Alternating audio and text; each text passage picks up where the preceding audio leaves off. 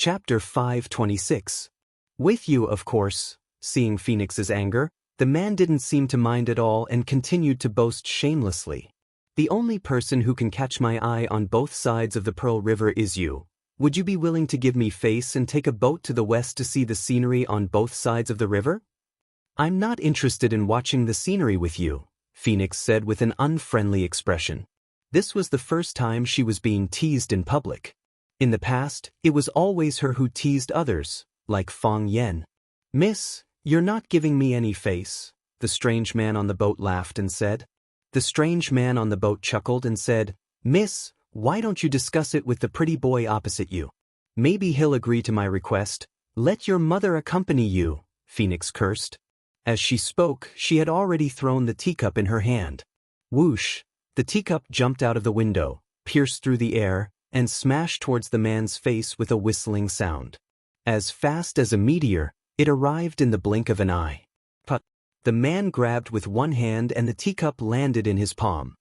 He drank the remaining tea in the cup in one gulp, greedily kissed the rim of the cup, and loudly praised, Good tea, fragrant tea. Good tea, fragrant tea. You pervert. Phoenix grabbed the teapot and was about to throw it at the man again. The tea has been drunk, the teacup is returned. The man flicked his finger and the teacup flew back at an even faster speed. But Phoenix slapped the teacup away with her palm. Before it could reach her face, she had already used her internal energy to slap it away. But the teacup lost its momentum and fell into the Pearl River in front of her. She wouldn't touch something that had been used by others, and the man had even kissed the rim of the teacup, which made her feel even more disgusted. The man laughed and said, Miss, you're so irritable. I'm afraid your inner fire is rising, and your yin and yang are not in harmony. I have a side that can cure you. Would you like to try? This time, not only was Phoenix's expression embarrassed, but even Fang Yen was furious. He casually threw the teacup in his hand over. The teacup was filled with tea, and it spun rapidly like a top as it flew towards the man's face. I'm not interested in a man's teacup. As the man spoke, he reached out to slap the teacup that Fang Yen had thrown at him away. But when the strength of his palm came into contact with the rotating teacup, the teacup suddenly exploded. The shards of the teacup shattered and shrouded the man's body. The tea in the teacup splashed everywhere, splashing all over the man's face and body. The man stood there in a daze for a long time, then burst out laughing. Beautiful! It was simply too beautiful. Whirlwind explosion. One whirlwind, one world. It is difficult for external forces to fuse, and it is difficult for external objects to enter. Touching it would break the balance and cause one's body to explode. I didn't expect to see an expert who can use whirlwind explosion on the Pearl River, the man shouted loudly. He shouted to Fang Yen in the tea house, Brother, what's your name? He had just called Fang Yen a gigolo, but now he was calling him brother in the blink of an eye. This man's moral integrity, it was so insignificant that it could be ignored. Fang Yen replied in a deep voice, Don't call me brother. He was not willing to be brothers with others easily. Fang Yen? Are you brother Fang Yen from Swallow Dock's Fang Tai Chi? Fang Yan's eyes turned cold and he said, That's me. No wonder. The man praised and said, It's said that Fang Tai Chi has a successor and is the rising star of the Tai Chi branch. Seeing you today, it really lives up to its reputation. Who are you? Fang Yen asked loudly. Fang Yen had no impression of this man at all, but the man clearly knew his identity. This was a very bad feeling, and it also made him feel insecure, as if he was being coveted. Ho Zhendong, the man replied loudly, My friends who have met me call me martial arts fanatic. Martial arts fanatic? Fang Yen was stunned. This ordinary-looking middle-aged man with a wretched manner was martial arts fanatic, one of Hua Xia's 7 fanatics? Fang Yen felt as if his faith had collapsed. Music fanatic, who could make his Tai Chi heart resonate strongly and cause his clothes to explode, was a godlike character that he could never forget. Why did martial arts fanatic, who was as famous as music fanatic, look like a tragic tram fanatic? How could such a person be chosen as one of Hua Xia's 7 fanatics? Did someone in the organizing committee accept a red packet from him? Martial arts fanatic? Phoenix was also a member of the pugilistic world. Perhaps she did not know the name Hou Zhendong, but the title of martial arts fanatic was so impressive that very few people did not know it. Martial arts fanatic of Hua Xia's 7 fanatics? Why is he in Huaqing? Why is he like this? As expected, Phoenix and Fang Yan felt the same way. How could such a person be called martial arts fanatic? Was there not a single member of the 7 Fanatics Appearance Association? In their minds, a martial arts fanatic should have a jade-like face, shoulder-length hair, serious in speech and manner, and have the demeanor of an immortal. It's fine when he doesn't move, but when he does, the earth will shake. Fang Yan also felt like the earth was shaking, but it was because of the martial arts fanatic's image and the way he teased the girl just now. He might be a fake, Fang Yan whispered. Fang Yan's voice was very soft, but the martial arts fanatic heard it. Hou Zhendong shouted, "Ignorant brat, who dares to fake the title of martial arts fanatic? Aren't you afraid that I'll fight him to the death?" "Senior martial arts fanatic is right," Fang Yan shouted. "It's my great honor to meet Senior today. If there's a chance in the future, I'll invite Senior for tea again." Fang Yan grabbed Phoenix's arm and said in a low voice, "Let's go." Saying so, the two of them prepared to slip out of the tea house. "Brat, don't go," the martial arts fanatic shouted. "An invitation is not as good as a chance encounter. Since we're meeting at the edge of the Pearl River, how could we not have a good fight? Stay, let's spar." "Senior, unfortunately my wife is giving birth in the hospital today." While speaking, Fang Yan had already left his chair and ran towards the stairs. "Fang Yan brat, don't go." The martial arts fanatic was furious, shouting Fang Yan's name, wanting him to stay. How could Fang Yan dare to stay? He only wanted to leave this place as soon as possible. The martial arts fanatic was famous mainly because of his obsession with martial arts. It said that the martial arts fanatic became famous at a young age, then began to travel everywhere to challenge others. As long as he takes a fancy to an opponent, he'll find a way to make them fight. In order to stimulate his opponent's fighting spirit, he'll even use some very dishonorable methods. For example, when he teased the Phoenix just now, he must have thought that the Phoenix was Fang Yan's girlfriend, so he directly set his target on the Phoenix. Fang Yan, the opponent that he had his eyes on, would naturally be enraged for the sake of his beauty and jump out to fight with him for 300 rounds. Moreover, he'll be full of anger, so he'll definitely not show mercy. Unexpectedly, before Fang Yan could make a move, Phoenix already couldn't help but throw a cup at him. The martial arts fanatic loved to fight all his life, and those who fight are sure to win. Out of over 1,000 challengers, he only lost once. He only lost to the old drunkard Mo Qingdi at his peak. Even his teacher who taught him was defeated after he left for 10 years, and has since gone into seclusion. Some said that he was angered to death by his disciple, while others said that he was painstakingly researching new moves to defeat his disciple. But until now, he still hasn't succeeded. There are many rumors, but no one knows which one is the real situation. What Fang Yan didn't expect was that he just came to the riverside to drink a cup of tea, meet a wretched uncle, and then run into one of the legendary 7 addicts of Hua Xia, the martial addict. As long as it's an opponent that the martial addict takes a fancy to, he won't be able to avoid him. He'll always follow behind you and make all kinds of provocative moves. Now, Fang Yan is running into such a person. Just as Fang Yan ran to the stairs, he heard a whistling sound behind him. Fang Yan didn't even turn his head, and struck out with his palm. Crack! With a crisp sound, the wooden board was smashed into pieces by Fang Yan. The martial addict actually kicked out a wooden board, using it as a weapon to stop Fang Yan from leaving. At the same time, he kicked another 2 boards into the water, and with a leap, he stepped onto the wooden board. Pa pa pa! His toes touched the floating board, and he crossed the river, leaping up to the 2nd floor of the tea house. His movements were rapid, and his body was like a dragonfly skimming the water. At the same time that Fang Yan smashed the board, he had already rushed to where Fang Yan was sitting, and looked at Fang Yan mockingly, saying, "Little friend Fang Yan, are you really in such a hurry to leave?" Fang Yan and Phoenix had to stop. Fang Yan turned to look at the martial addict and said, "Senior Ho, Why are you in such a hurry to go upstairs? Fight with me, the martial addict said. I want you to fight with me. Since you know who I am, you should know that this is the only thing I want. No problem, Fang Yen readily agreed. Really? The martial addict was overjoyed. When and where?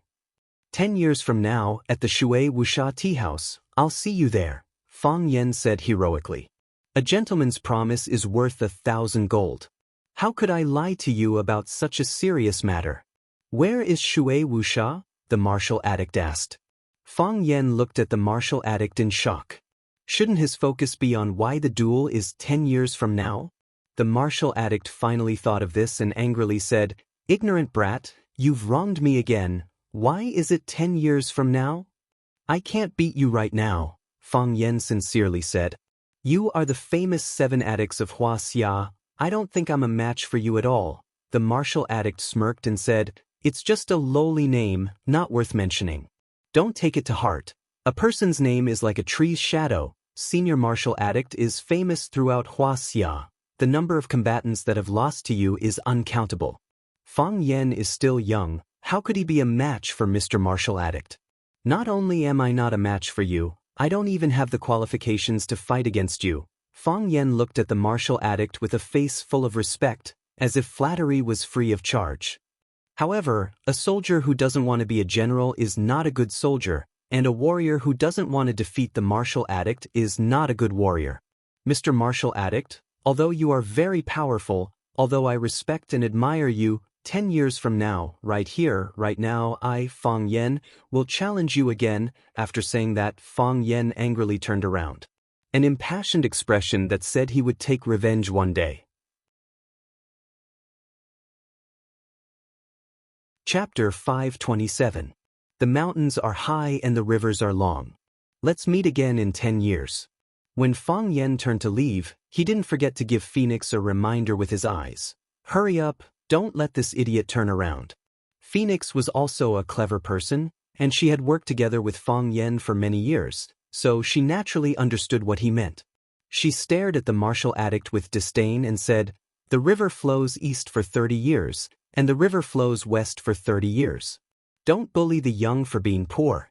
10 years later, Fang Yen will definitely get revenge here and defeat the martial addict. What a good young man. The martial addict thought in his heart. He was almost moved by this young man. Although he clearly knew his own strength and clearly recognized the gap between them, he didn't give up nor was he depressed. He had a dream in his heart and was motivated to fight back. 10 years later, at this time and place, he would challenge himself again. Wait, why was it still 10 years later? Bastard. The martial addict was so angry that he slapped the wooden table, and the teacup on the table flew towards Fang Yan's back. The teacup moved in a straight line, generous, neutral, and peaceful, just like the most ordinary teacup containing the most ordinary tea. The strange thing was that there was no tea waiter bringing the teacup in the middle. The teacup was silent, but it contained a great deal of lethality. Fang Yen had fought with countless strange people, and he was very clear that the simpler a move was, the more complicated the truth was. If you couldn't understand the truth behind it, you couldn't take these moves. Those extremely gaudy moves, on the other hand, didn't have that much lethality. Because those complicated moves were a waste of qi and also a waste of strength. For these top experts, strength was like eating, and not a single grain of rice could be left. This move was similar to the spinning explosion that Fang Yen had just used. It perfectly combined qi and strength, and then transformed it into a more aggressive move. The difference was that the cup that Fang Yen threw needed to rotate to maintain the balance of qi and strength, and maintain an independent world. It was not disturbed by the attack of external forces or objects. But the cup that the martial addict threw with his palm moved in a straight line, and achieved the balance of qi and strength without the need to rotate. It was obvious that this was a level higher than Fang Yan's. Skyline. One line as the heavens, the Tao of nature. Fang Yen took a step forward with his right foot, his upper body swaying nonstop, as if he was drunk and unable to stand steadily. His upper body ran 11 circles in an instant before he managed to avoid the teacup's attack. Kacha! The teacup smashed into the wall, But the tea in the teacup seemed to have disappeared into thin air. Not a single drop spilled out. In fact, when the martial addict slammed his palm on the table, the tea in the teacup had already been evaporated by his majestic and turbulent chi. What was flying in the air was just an empty teacup. Beautiful. Nice hiding. The martial addict burst into laughter and said, "How many years has it been? It's rare to see such an eye-catching young opponent." Of his previous opponents, some were too old, and some were too young. The old man's fists were loose and his chi was weak. He couldn't stand a prolonged battle. The young punches were short of breath, and it was difficult for them to form any form of power. "It's really boring." "Little brother Fang Yen, what was the name of the move you used just now? Was it Drunken Crane Riding the Wind?" This was the Drunken Crane Riding the Wind created by Azure Dragon Mo Qingdi after he was crippled. The martial fanatic was also a weirdo. When he was annoyed or angry, he would open his mouth and call you ignorant kid or pretty boy. However, when you performed a martial art move that made his eyes light up, he would immediately change the way he addressed you as brother. It was Drunken Crane Riding the Wind. Fang Yen answered truthfully. What a heaven-sent genius. He really is a genius. The martial addict said with a face full of regret, Wuxia, Azure Dragon Mo Qingdi, how glorious and dazzling he was back then. I painstakingly chased after him for 3 months and 17 days, and finally got the chance to fight him by the Qingming Lake. After exchanging 3 punches, I used my spear. The first spear. He only used 1 spear and broke 29 strands of my hair. I saved that strand of hair and carefully counted it. The martial addict fondled the green skin on his head with nostalgia and said, I used to be like Mo Qingdi, I also had long hair. If a martial artist doesn't have long hair, what kind of heroic spirit is there? Do you know why I cut my hair so short now? It's because I was worried that I would meet an expert like Mo Qingdi again and have my hair cut off again. What a pity, what a pity, the Azure Dragon met the Divine Dragon. In the battle between the 2 dragons, the Azure Dragon's tendons were destroyed and his cultivation was crippled. Even the heavens are jealous of geniuses. All these years, I've challenged people everywhere and trained hard, all for the sake of one day fighting with the Azure Dragon again and erasing the shame of losing my hair. I'm afraid I won't have the chance to fight with the Azure Dragon, but I did meet the Azure Dragon's disciple. This can be considered a fortunate event. Fang Yen was so scared that he quickly explained, Senior martial addict, don't misunderstand, me and the old drunkard, you see, I've always called him the old drunkard out of habit, I've never called him the Azure Dragon or Mo Qingdi before. The old drunkard isn't my master, and I'm not his disciple, we're actually of the same generation. He's my grandfather's eldest disciple, and I'm my grandfather's youngest disciple. We're brothers. If you don't believe me, you can go to the inner river and ask around to see if I'm lying to you. The martial addict laughed as he looked at Fang Yen, saying, You're such a slippery brat, if I wasn't careful, I would have fallen into your trap. You think I'll let you go just because you say you're not my disciple? I'm just a martial addict, it's not that I'm not clear-headed, master and disciple, or fellow apprentice, as long as you learn Mo Qingdi's Drunken Crane Rides the Wind, and coincidentally use his technique to break my one-line heaven, then we'll have a good fight. Fang Yen helplessly looked at the martial addict, asking, Can't we not fight? No, I'll admit defeat, okay? You can't either, the martial addict said. If every opponent I challenge admits defeat, would there still be any fights in life? Would there still be any joy in living? This guy's a bastard, Fang Yen secretly thought to himself. How good would it be to be safe and painless? Why must I fight to the death with others? If I beat someone to death or cripple them, wouldn't I feel guilty and guilty? If I'm beaten to death or crippled, or worse, I might even be beaten to disfigurement, wouldn't that be a death grudge? Wouldn't my children and grandchildren have to think of ways to avenge me? I really don't want to fight against Senior Martial Addict, and I know I'm no match for Senior Martial Addict. Fang Yen hesitantly said, How about I just stand here and let Senior Martial Addict beat me up? If I want to spar, it won't be one-sided violence. That would be equally tasteless. The martial addict was also a bit hesitant, thought for a bit, then said, How about this? I'll give you a question. If you can solve it, I'll let you go and we'll call it a day. Really? Fang Yan was secretly happy, then said, Don't give me a question from the 4 Books and 5 Classics? Or the Book of Taoism? I'm not familiar with those. Of course not. The martial addict waved his hand and said, Martial artists naturally have to take a martial test. Who would do such a scholarly thing? The martial addict thought for a bit, then picked up a teacup from the table, picked up the teapot, and poured water into the teacup. When the teacup was full, the martial addict put the teacup in his palm, lightly flicked his finger, and the teacup flew towards Fang Yan. This time, it was flying in a whirling manner, or rather, flying. Because its speed was very slow, it was as if there was a remote control controlling its flying rhythm.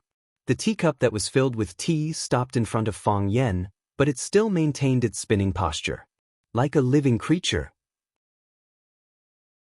Phoenix was shocked. Standing next to Fang Yan, she whispered, This old monster's inner energy is unfathomable. This fairy flower offering move is very difficult to perform unless you've mastered Qigong. You must be careful. The martial addict was a fairy, the spinning teacup in front of Fang Yan's chest, and the tea in the teacup that didn't move or even ripple was the flower offered by the fairy. This flower wouldn't bring fragrance to people, but it could take away people's lives. Therefore, this flower was also called the Yama flower. Fang Yan was silent, as if he didn't hear what Phoenix said, his eyes staring at the spinning teacup in front of him. His legs trembled lightly, and his body swayed once again. Sometimes fast, sometimes slow, as if someone was constantly attacking him. It wasn't someone else attacking him, it was this Yama flower that kept attacking him. The Yama flower was a barrier that the martial addict had poured a huge amount of strength into, and it was skillfully cast by him. It catered to the direction of the wind, fused with the airflow, and guided by the power of nature, and maintained its spinning state. Once the direction of the wind changed, the airflow increased, or it was attacked by an external force, it would explode. The martial addict laughed as he looked at Fang Yan and said, Fang Yan, you brat, as long as you can pick all of this flower and the water doesn't ripple, you'll pass today's question. Shameless. Phoenix's temperament was extremely elegant, and she cursed. When picking the flower, of course it would touch the cup, and when touching the cup, how could the water not ripple? You're purposely making things difficult for us. The martial addict laughed and said, Little girl is right, I'm indeed making things difficult for you. Not only that, while the martial addict was still talking, his figure suddenly disappeared. A shadow flashed, and when he reappeared, he was already clutching Phoenix's neck. In order to add a bit of entertainment, we should add a bit more stakes to this match. If he can't solve this question, I'll break your neck. Wouldn't that be a lot more fun?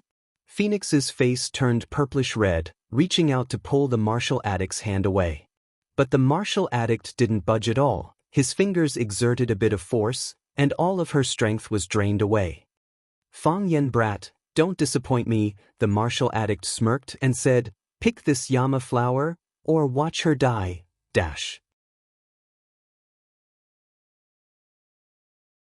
Chapter 528. Crazy because of love, crazy because of love. In order to force others to spar with him, he did not hesitate to kidnap a hostage, something that did not match his identity at all. This kind of martial fanatic, one of the 7 fanatics of Wuxia, was truly shameful. Phoenix's pretty little face turned purplish red. Her body was powerless and stopped struggling, as if she had resigned herself to being controlled by the martial fanatic to threaten Fang Yan. She came from a wealthy family. When had she ever suffered such grievances? When had she ever suffered such torment? Her eyes fiercely and angrily glared at the martial fanatic. She did not shrink back because her life was in the hands of others. Her mouth could not speak, but her eyes had already expressed all of her emotions. Little girl, don't be angry with me. The martial fanatic looked at Phoenix with a smile and said, I am doing this for the good of your little lover. If he can break this fairy flower offering, his cultivation will once again advance. At that time, you will also benefit. At that time, you will thank me, this old monster. Phoenix had just cursed the martial fanatic for being an old monster in a low voice. It turned out that the martial fanatic had already heard it. Now that he threw it back at Phoenix, Phoenix did not even have the chance to defend herself. Who told her to have her throat grabbed? The martial fanatic made his move, and Phoenix was captured. All of these things happened in the time it takes for a normal person to blink their eyes. Fang Yen turned a deaf ear to everything around him, as if he did not notice that Phoenix was in danger. His body was still swaying back and forth, left and right in an irregular manner. The heart of Tai Chi naturally rotated, and the Tai Chi domain fully unfolded. When the flower of the fairy flower offering appeared in front of Fang Yen as a more intuitive red line, Fang Yen could clearly see the picture of the rotating cup. The rotating cup was a straight line, but because the speed of the rotation was too fast, it looked as if those lines were in a completely still state. Not only was the cup rotating, but even the tea inside the cup, which did not look like there was a single ripple, was also rotating.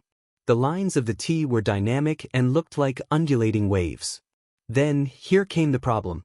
The problem set by the martial addict was to make Fang Yen keep the water still while picking the yama flower. The tea itself was rippling.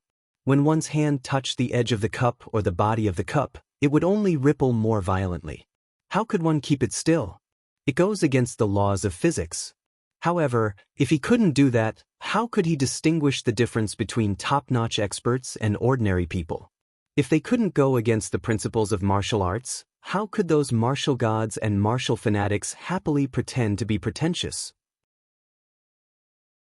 Fang Yen was now faced with such a difficult problem. Fang Yen stared at the spinning teacup without blinking, his fingers itching to move. He wanted to reach out and catch the teacup several times, but he resisted the urge to do so. He knew that the time was not right. If he dared to make a move, this ordinary teacup might turn into a powerful bomb. The pieces of the cup would turn into sharp daggers, and even the tea inside the cup would become indestructible steel nails. It was just like the spinning explosion that Fang Yen had just used on the martial addict. The difference was that this fairy flower was more lethal. Wonderful! Fang Yen had to praise the martial addict's skills in his heart.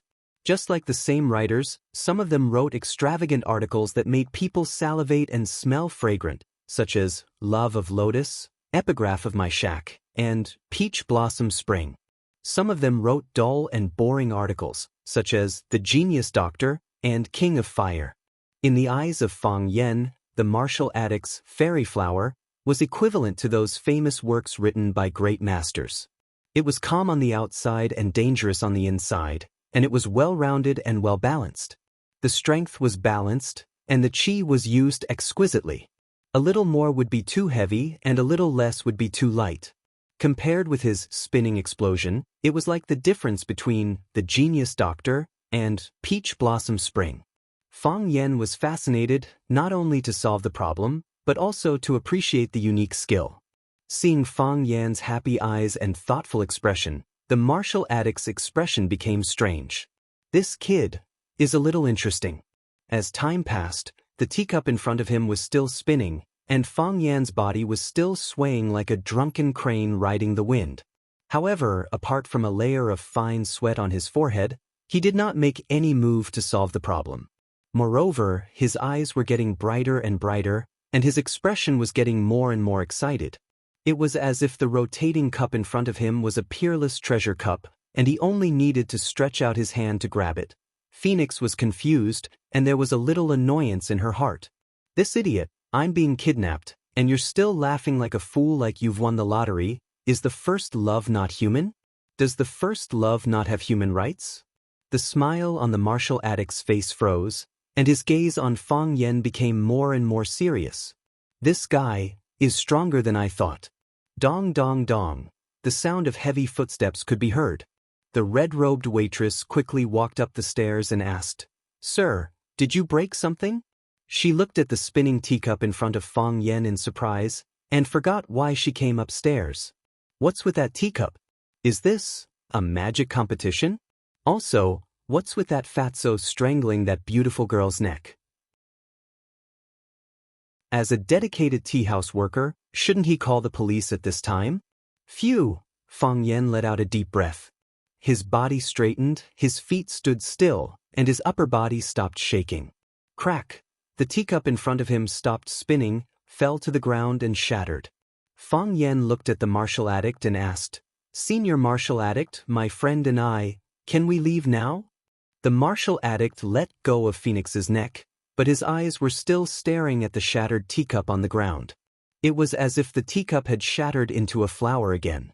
Fang Yen pulled Phoenix in front of him and asked with concern, "Are you okay?"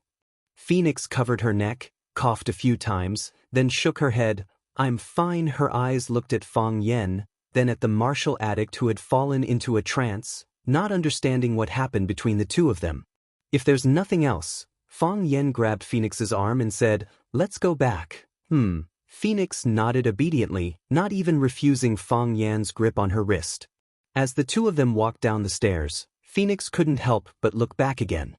The martial addict was still in a trance state, as if something incomprehensible had happened in front of him.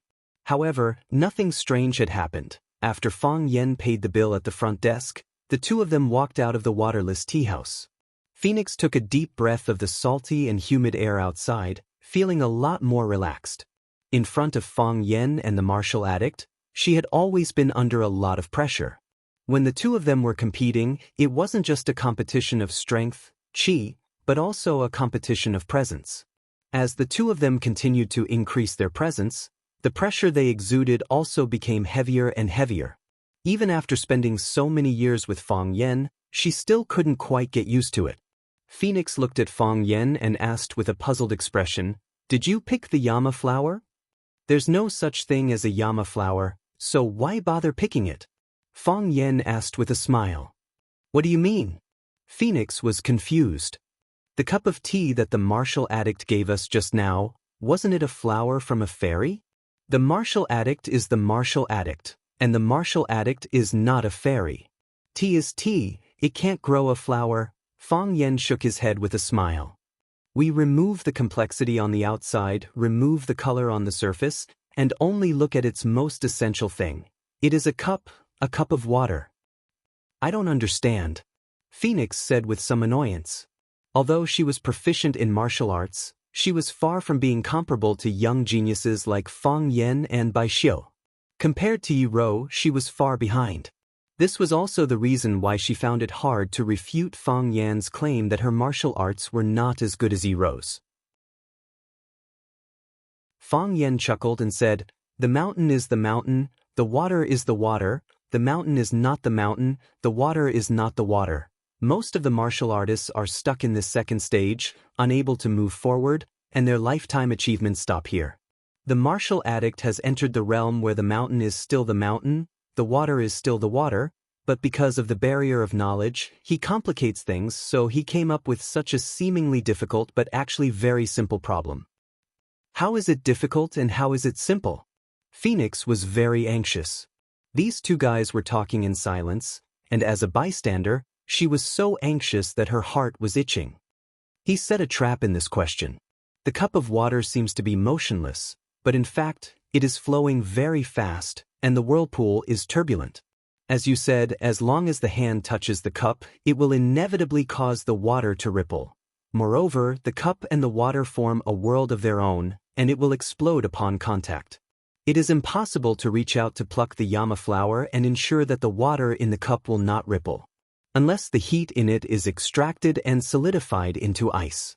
But that is contrary to the test question. Because what the martial addict wants is water. If it solidifies into ice, it will fall into another trap set by him. "But I didn't see the water in the cup move," Phoenix said. Fang Yen snapped his fingers and said with a smile, "You didn't see the water ripple, and I also said that I didn't see the water in the cup move. Then, does it prove that the water in the cup has not moved at all?" Phoenix's eyes lit up and said, "So, even the martial addict can't prove that the water in the cup has always been flowing. If he wanted to prove this, he would have to remove the force and skill that he attached to the cup. That way, even if the water is shaking, it can be said that the martial addict himself caused the water to ripple." Fang Yen nodded and said, "Moreover, the cup continued to spin in front of me, not falling or breaking, and I used the drunken crane rides the wind to find its resonance frequency. The cup itself is already under my control, accepting my guidance. Since the fairy's flower is already in my hand, Why would I need to pick it? So, you don't need to do anything, and you have already completed this test question? Because this question has no solution, so I don't need to solve it at all. Fang Yan said with a smile.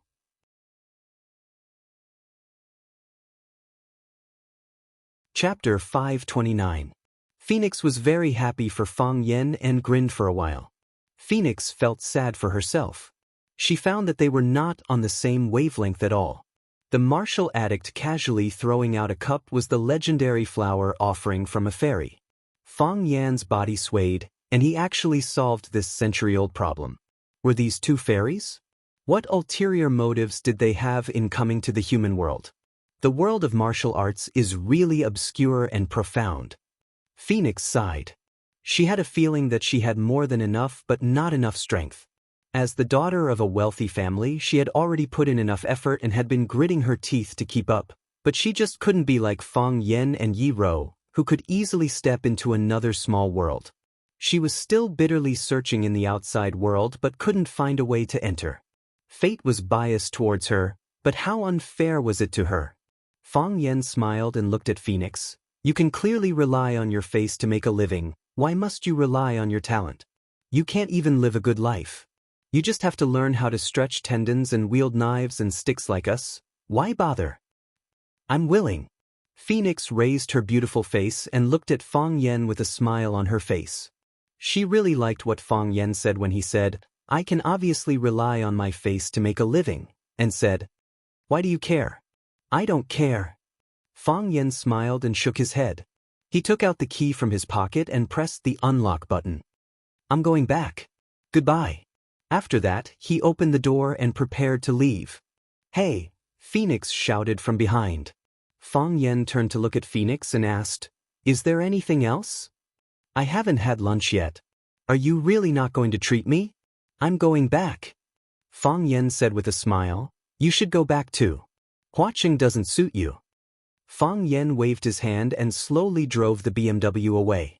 Looking at the gradually disappearing car, the smile on Phoenix's face froze. Her eyes were filled with sadness. She took out a pack of ladies' cigarettes from her pocket, took one out and put it in her mouth. She took a deep breath into her lungs and then gently exhaled. Not only did he not feel relaxed, but his heart felt even heavier. It was as if there was something pressing on his chest. It would be great if it could be like smoking, the Phoenix said faintly. She did not leave. Instead, she turned around and returned to the tea house. Phoenix walked to the second floor again. The martial addict was still squatting in the same place, looking at the broken pieces of the teacup on the ground.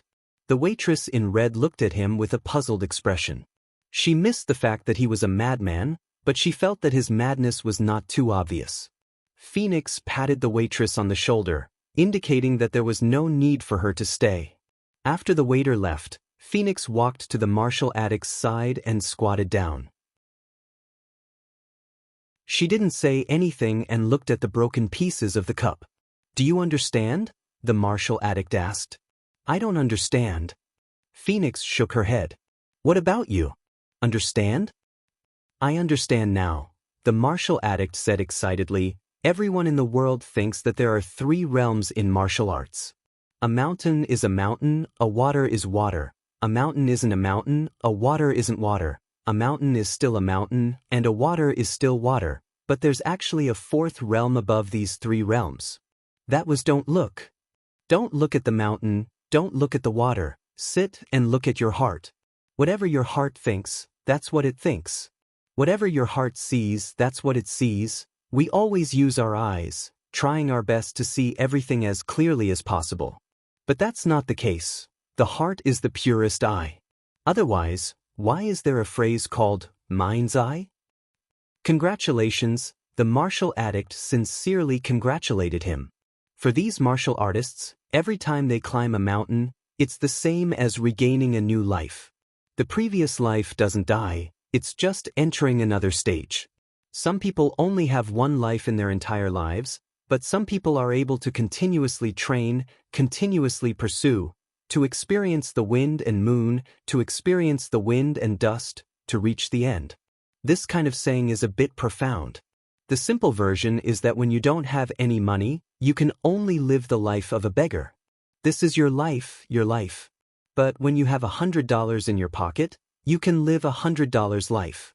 When you have 1,000,000 RMB in your bank card, you can live 1,000,000 RMB life. When you become the richest person in the world, you can live the life of the richest person in the world. No matter what social class or social circle, money has already divided people into different levels. You can choose not to accept it, but it really exists.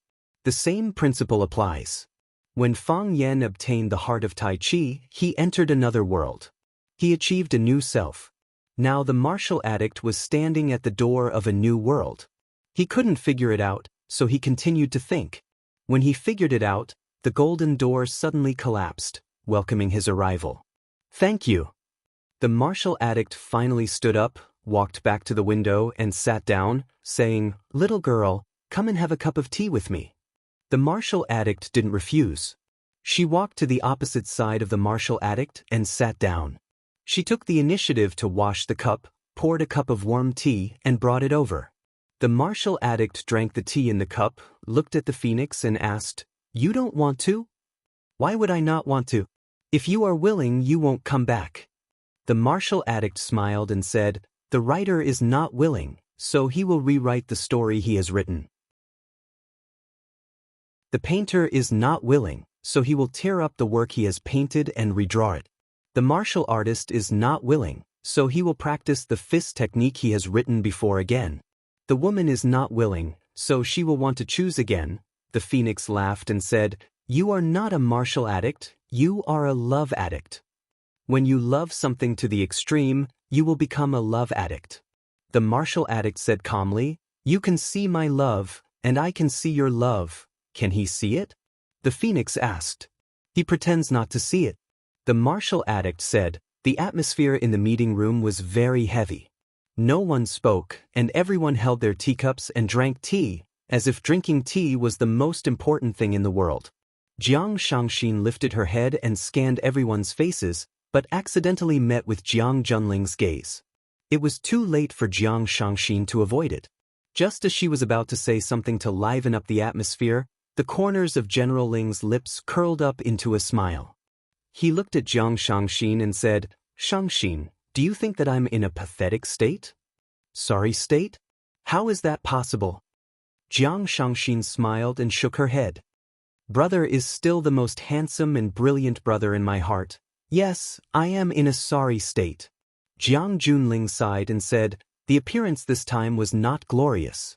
They wanted to create some trouble for us, and it was really hard for us to avoid it.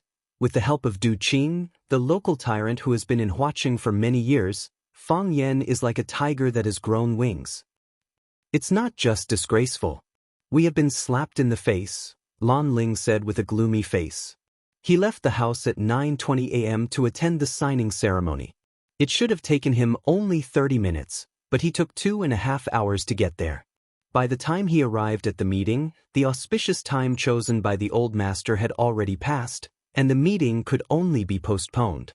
What was even more embarrassing was that they were holding a meeting inside to announce to the media that they would invest heavily in Longtime Group. They were extremely confident in the future performance and the market of Longtime Group, but there was a group of workers making a ruckus outside. Even though they had given the reporters a lot of money and greeted the leaders of the various newspapers, did they really think that the dirty work had been cleaned up? The secretary knocked on the door and walked in. He looked at Jiang Zhulu with a serious expression and said, "Boss, there is already news of the workers making a ruckus online. Which company released it?" Jiang Zhulu asked fiercely. "Watching News Network." The secretary answered.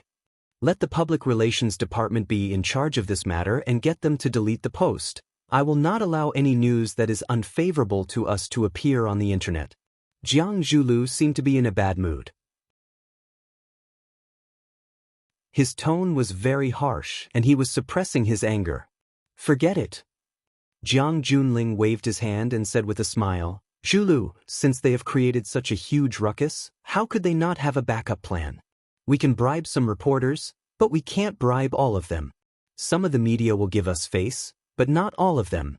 If we don't let them release it, they will release it themselves. It can't be stopped." If we don't do something, I'm afraid that there will be reports about this matter everywhere, and our activities today will become a scandal.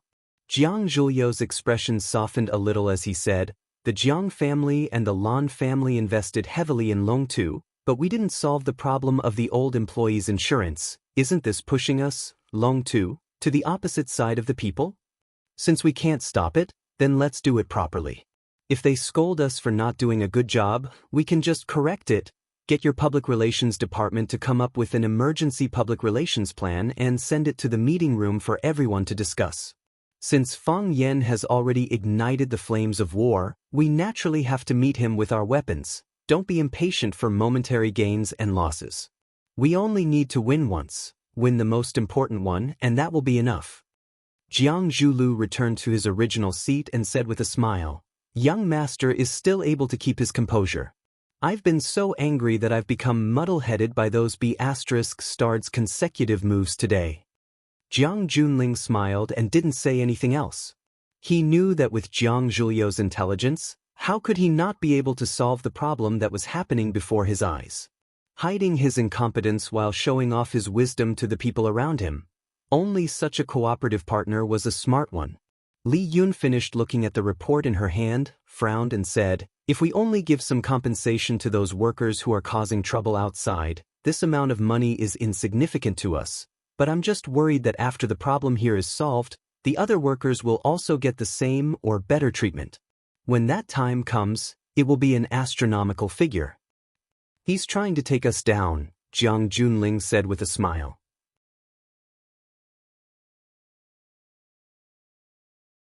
Chapter 530. Eldest Young Master, do you have any good ideas? Li Yun looked at Jiang Junling and asked. No. Jiang Junling shook his head. His gentle gaze swept across everyone's faces. He smiled and said, I want to let everyone make a choice. If you want a reputation, you have to spend a lot of money. If you can't bear to spend money, you won't have a good reputation. What do you choose? Everyone was silent for a while. Jiang Zhulu was the first to speak. He said, Eldest Young Master, we're sitting here to solve this problem. My mind is in a mess. I can't think of any good ideas in such a short time. Why don't you give us an idea? Whether it's to abandon our reputation or spend money, we'll listen to Eldest Young Master's decision. That's true. Li Yun nodded in agreement. She was in charge of the general's businesses. Jiang Junling had more decision-making power than her. Since that was the case, why not give out the favor earlier? Who didn't know how to say beautiful words? Eldest Young Master, please organize our thoughts and unite our opinions. If we're going to spend money, we'll spend money together. Lan Ling couldn't express her opinions so readily. She said, I'll send back everyone's opinions. However, after what happened today, I think the Lan clan has a reason to advance and retreat together with everyone. That Fang Yan has gone too far. Huaqing can't allow such a ruffian to ride roughshod over us. Jiang Junling's gaze turned to Lan Ling. He said respectfully, Uncle Lan, don't take these small things to heart. It's just a game of cards. Winning or losing is a matter of course. This time, I didn't think it through. I didn't expect them to make a move on this matter. It's my fault that Uncle Lan was wronged. However, if he stabbed us, we'll just return the favor. We can't hurt ourselves because we're angry. Lan Ling was very pleased with Jiang Junling's respectful attitude and comforting words. A smile finally appeared on her face. She said, looks like Junling already has a way to deal with this. Although Uncle Lan is slightly older than all of you, his brain really isn't as fast as you youngsters. Junling, tell us, how should we play with them? Throw money, Jiang Junling said calmly. It was as if the people behind him could easily solve the problem by throwing out 30 to 500 yuan after he finished speaking. Not only do we have to satisfy all the demands of the troublemakers, but we also have to satisfy the demands of all the other Longtu factory workers. We have to raise the welfare of the workers to an unprecedented height. Either you don't do it, or you do it. If you do it, then you have to be number one in Huaqing. Isn't this the attitude that an outstanding company should have towards its employees? Li Yun was shocked and said in a low voice, military order, this way, we will have to spend 300% more funds on the original foundation. If you want to increase the welfare of the nearly 10,000 employees in Longtu, I'm afraid that it will be an astronomical figure. Jiang Junling smiled but did not reply. He looked at Lan Ling and said, Uncle Lan, can the Lan clan's enterprise be in line with Longtu's? Lan Ling's expression was solemn and he said, I can try my best to fight for it. You know, the Lan clan is not decided by me alone, unless the old master makes a decision. However, military order, since you have made such a decision, you must have your reasons. Is it just to gain the reputation of being a good entrepreneur? If that's the case, the price we have to pay is really too high. Running a business is not about viciousness. It still depends on whether there are benefits or not. Isn't that right? Jiang Junling nodded and said, when we finish this matter, we will be number one in Huaqing, the model of outstanding enterprises in the whole of Huaqing and even the whole country. At that time, we should stand up and admit the mistakes in our work and call on the entrepreneurs in Huaqing and even the whole country to respect their employees, improve the welfare of their employees, and put the interests of their employees first. Li Yun's eyes lit up, and her face was full of joy as she said, in that case, all the enterprises in Huaqing will have to look up to our Longtu. The Lu clan, which is close to Fang Yen, and Du Qing's Green Cloud Group are no exception. Even Lu Chaoga's Chaoyan technology will not be able to avoid it. If they do not look up to our standards, their companies will be unstable internally, and employees will leave. At that time, a large number of talents will re-enter our Longtu. Longtu will once again become number one in Huaqing. The influence of being number one in society will be huge, and so will the benefits. There's also the most important use. Jiang Julio's eyes shone brightly and he said, when the time comes, we will release the news that the Longtu group was forced by Fang Yen and Du Qing to take such measures. In that case, think about it, how many people will see Fang Yen as a thorn in their side? Wonderful. Lan Ling slapped her thigh and shouted, we have taken all the good reputations, but Fang Yen and Du Qing have become the rats on the street that everyone wants to beat up. Those entrepreneurs who have no choice but to cut off their flesh for their employees because of their conspiracies, they can't wait to ruthlessly tear off a piece of flesh from Fang Yen and Du Qing, right? Putting other places aside, I'm afraid that they will be isolated by the entrepreneurs in Huaqing. Wonderful. This move is really too wonderful for words. The saying that a child should be like Jiang Junling is indeed true. He easily and calmly solved the problem of their killer move and even conveniently stabbed them in the heart. In this case, the money spent was worth it. No, it's worth it. It's worth it. I can guarantee you right now that the Lan clan will throw away this sum of money. Jiang Shangxin also looked at Jiang Junling with a face full of astonishment. She thought to herself, this man is indeed very scheming. Fang Yen and Du Qing worked together to set up such a situation that was bound to be damaged, but it was solved by him with just a few words.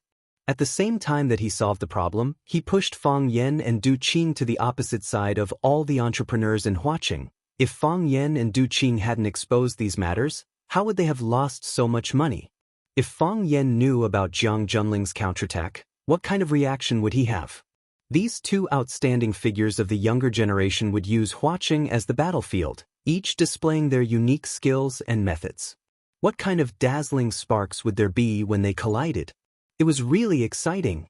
Jiang Shangxin suddenly realized that she actually didn't hate Fang Yen at all. She also couldn't hate Fang Yen. Furthermore, deep down in her heart, she still hoped that he would be able to win this battle. Jiang Junling didn't feel happy because of everyone's praises. The smile on his face gradually disappeared, and he looked at everyone present with an extremely serious gaze. He said, since no one has any objections, then we have to execute it as soon as possible. Let's start from solving the problem of those laid-off workers downstairs. Don't waste a single second. Li Yun looked at Jiang Junling and asked, eldest young master, what are you worried about? I'm worried that someone is ahead of us. Jiang Junling sighed softly and said, Fang Yen didn't treat Phoenix to a meal. Instead, he came back to accompany Lu Chaoga for a meal. By the time he drove back, Lu Xiaoga had already prepared the food. 4 dishes and a soup were the standard 3 meals for the two of them during this period of time. Fang Yen said a little reproachfully, why are you cooking again? Your hand hasn't recovered yet? It'll be terrible if it gets wet. Why don't you get the nanny to cook in the future? No need. Lu Chaoga rejected and said, I'm afraid that the dishes they cook won't be to your liking. Moreover, my hand has basically recovered. It won't be a problem as long as I'm careful. If you don't let me go to work in the company, there's really nothing for me to do at home. Lu Chaoga wasn't lying. Because of her health, Fang Yan didn't let her work at Chaoyan Science and Technology for the time being. Everything was handed over to a few assistants, and only the most important things were gathered to her to make decisions. Therefore, when she was alone at home, she wanted to do something meaningful. For example, cooking. In the past, she hated to touch those greasy food and cutlery, as she felt that it would be easy to hurt her hand. However, when she cooked for Fang Yan, she didn't have such worries at all, and in the process, she could gain a lot of happiness. For Lu Chaoga, cooking was a fulfilling and enjoyable thing. If Fang Yan didn't let her cook, she didn't know how to spend the extra time. Fang Yan thought for a while and said, well, I'll try to come back from work earlier. If I come back early, I'll cook. If I really can't come back, you'll cook? Lu Chaoga nodded in agreement. Just after the meal, when Fang Yan was busy cleaning up the dishes, the doorbell in the living room rang. Fang Yan walked over and took a look. He found Du Qing and Leah standing in front of the camera at the door. Fang Yan pressed the unlock button, and the electronic iron door automatically shrank to both sides. After Fang Yan washed his hands, he untied the apron around his neck and said to Lu Chaoga, Du Qing is here. Fang Yan took the initiative to go out to greet Du Qing. Du Qing said with a smile, young master, you don't have to be so polite. We're all on the same side, and we'll have to come here to drink tea often in the future. How tiring would it be to welcome and deliver it every time? Who asked Big Brother Du to be a distinguished guest? Fang Yan said with a smile. Lu Chaoga personally brought tea to Du Qing and Leah. Du Qing quickly got up and took it. Looking at Lu Chaoga, he said, Miss Lu is a heroine and has always been my idol. Chaoyan technology has developed to such a scale in just 3 years. Chaoyan Technology's little flame logo is popular all over the world. Miss Lu is the soul. We old guys who have been in the business world for many years are far inferior. Leah knew about Lu Chaoga's deeds and respected her very much. Standing next to Du Qing, she looked at the legendary woman in front of her with curiosity. The genius woman who often appeared in financial magazines, was she dressed in home clothes when she was at home? Using her hands of wealth to serve fragrant tea to the guests? Leah had to turn her eyes to Fang Yan's face again. This man who had been ignored by her before, what kind of magical charm did he have? To be able to make a goddess like Lu Chaoga willingly pour spoonful for him? Lu Chaoga smiled indifferently and said, Mr. Du is a senior, and also a big brother. It's Chaoga's honor to be valued by you. Chaoyan Technology was able to achieve such results because of the care of our ancestors. I just put in some courage and hard work. How can I compare to Mr. Du who started from scratch? Du Qing laughed and said, the outside world is saying that Miss Lu Chaoga, the helmsman of Chaoyan Technology, is as cold as ice. It seems that they lack understanding of Miss Lu. I know that Miss Lu's ability to praise people is not any lower than others. My heart is filled with warmth. Everyone laughed.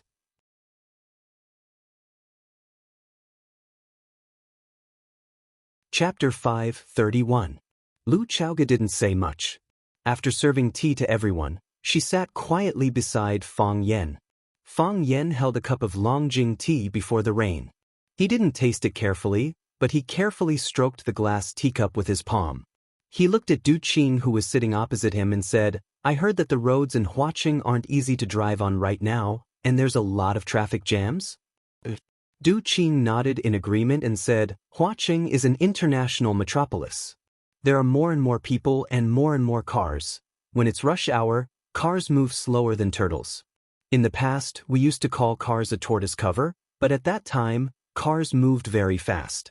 Look at it now, isn't it a tortoise cover?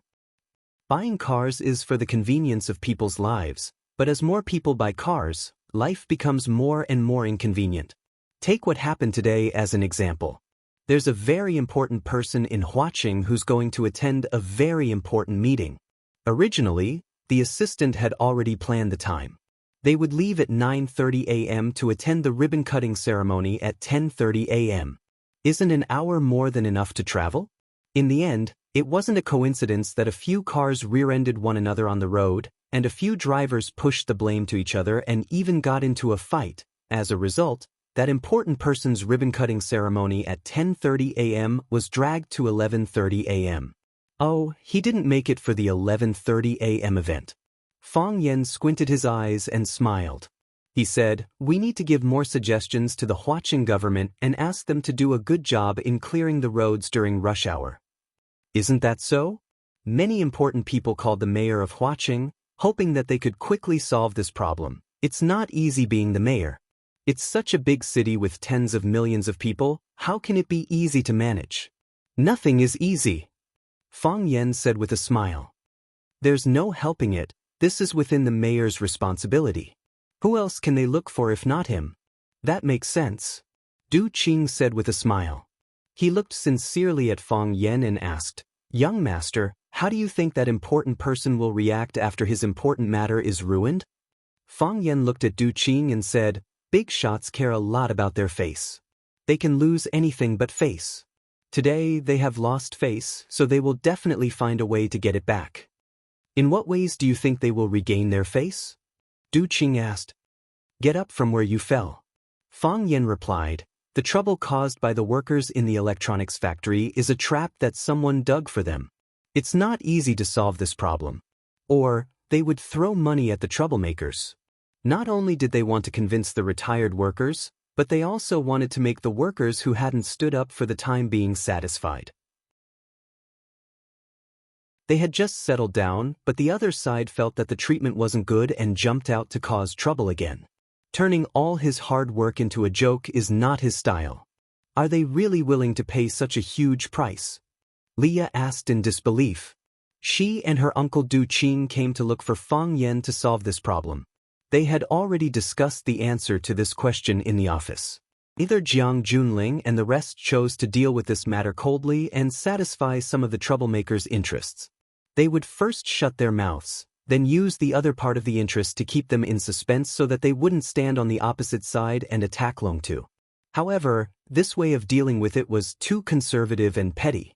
Especially at this critical moment when the whole city's media was paying attention to this matter, it was even less convincing for them to do so.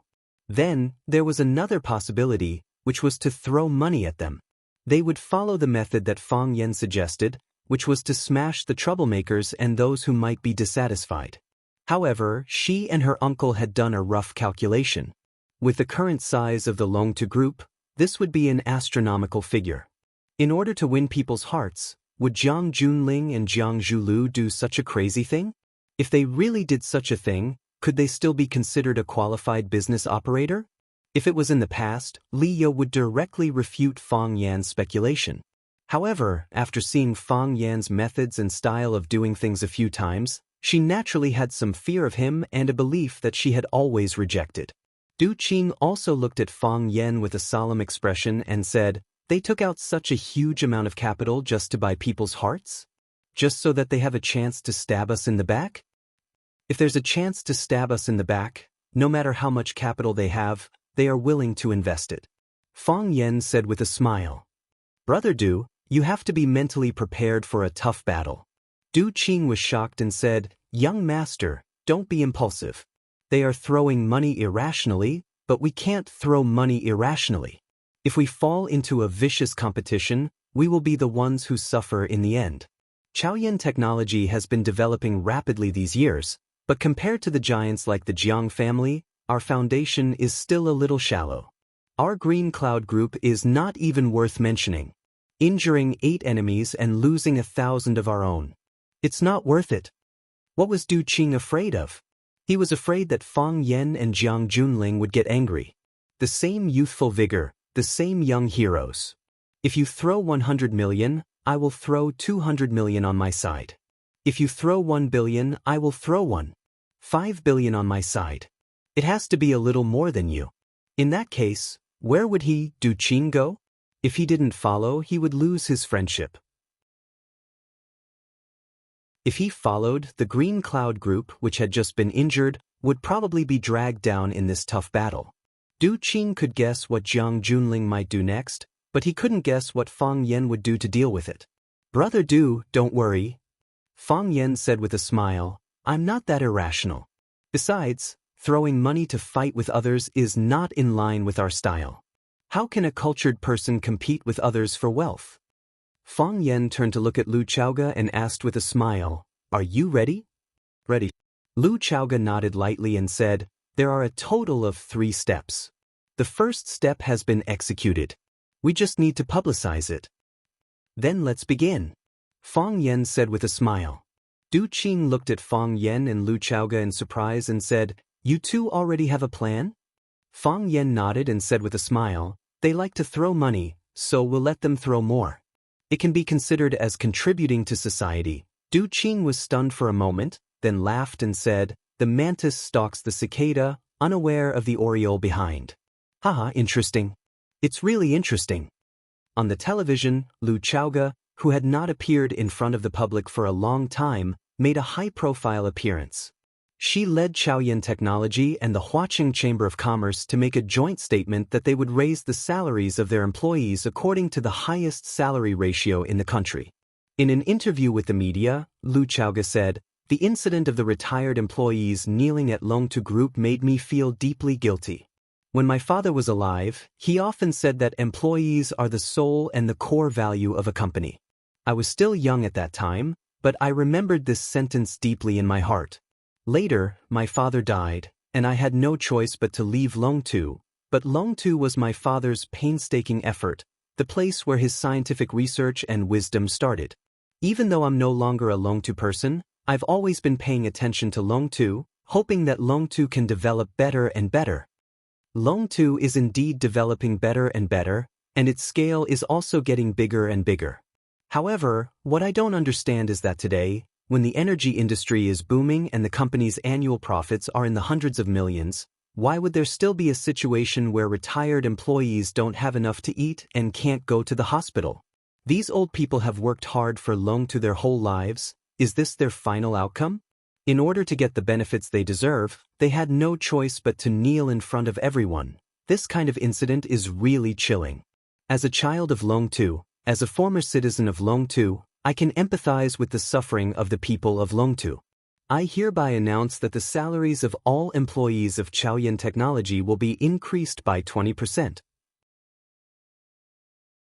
In addition, we will establish a comprehensive medical and social security system for Chaoyan Technology so that they won't have any worries in the future.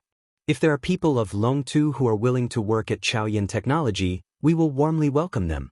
Chaoyan Technology will never turn away talents, and Chaoyan Technology will always provide the best working environment and generous rewards. Smack! The beautiful teacup came into contact with the hard wall, once again turning into pieces of broken shell. The golden tea slid down the marble wall, drawing a long shadow. Jiang Junling stared coldly at the TV screen, and Li Yun hurriedly walked over to turn off the TV. Not only Jiang Junling, but everyone else also wanted to smash their cups. However, there was only one person present who had the right to smash a cup. After he smashed it, it wouldn't be appropriate for the others to do the same. Jiang Junling looked at Li Yun and asked, "What's the range of our salary increase?" 20%, Li Yun said. This kind of feeling was really suffocating. A salary increase of 20% was a figure that had been carefully calculated by the accountant. As long as they reached this number, they would be the company with the highest average salary in Huaqing. At that time, if they called for everyone to raise their salaries together, not only would they gain fame and fortune, but they would also push Fang Yan and Du Qing's Qingyun Group to the opposite side of all the companies in Huaqing. Now that Fang Yan and the others had rushed to raise their salaries to 20%, it was equivalent to stabbing them in the heart. Why not 10%? Why not 15%? Why not 18%? Why did it have to be 20%? The style of that knife really made people feel sour and numb. The worst thing was, not only did they not get the first opportunity, but they also couldn't gain any reputation. Instead, they could only follow behind Chaoyan Technology. Even if they were to raise their salaries to 20% or higher, It was still under the call of Chaoyan technology. During the interview, Lu Chaoga also said that she hoped that she could set an example and let those companies with conscience realize their mistakes and wake up. If they followed suit and raised their salaries, did that mean that they would all feel guilty and wake up because of her actions?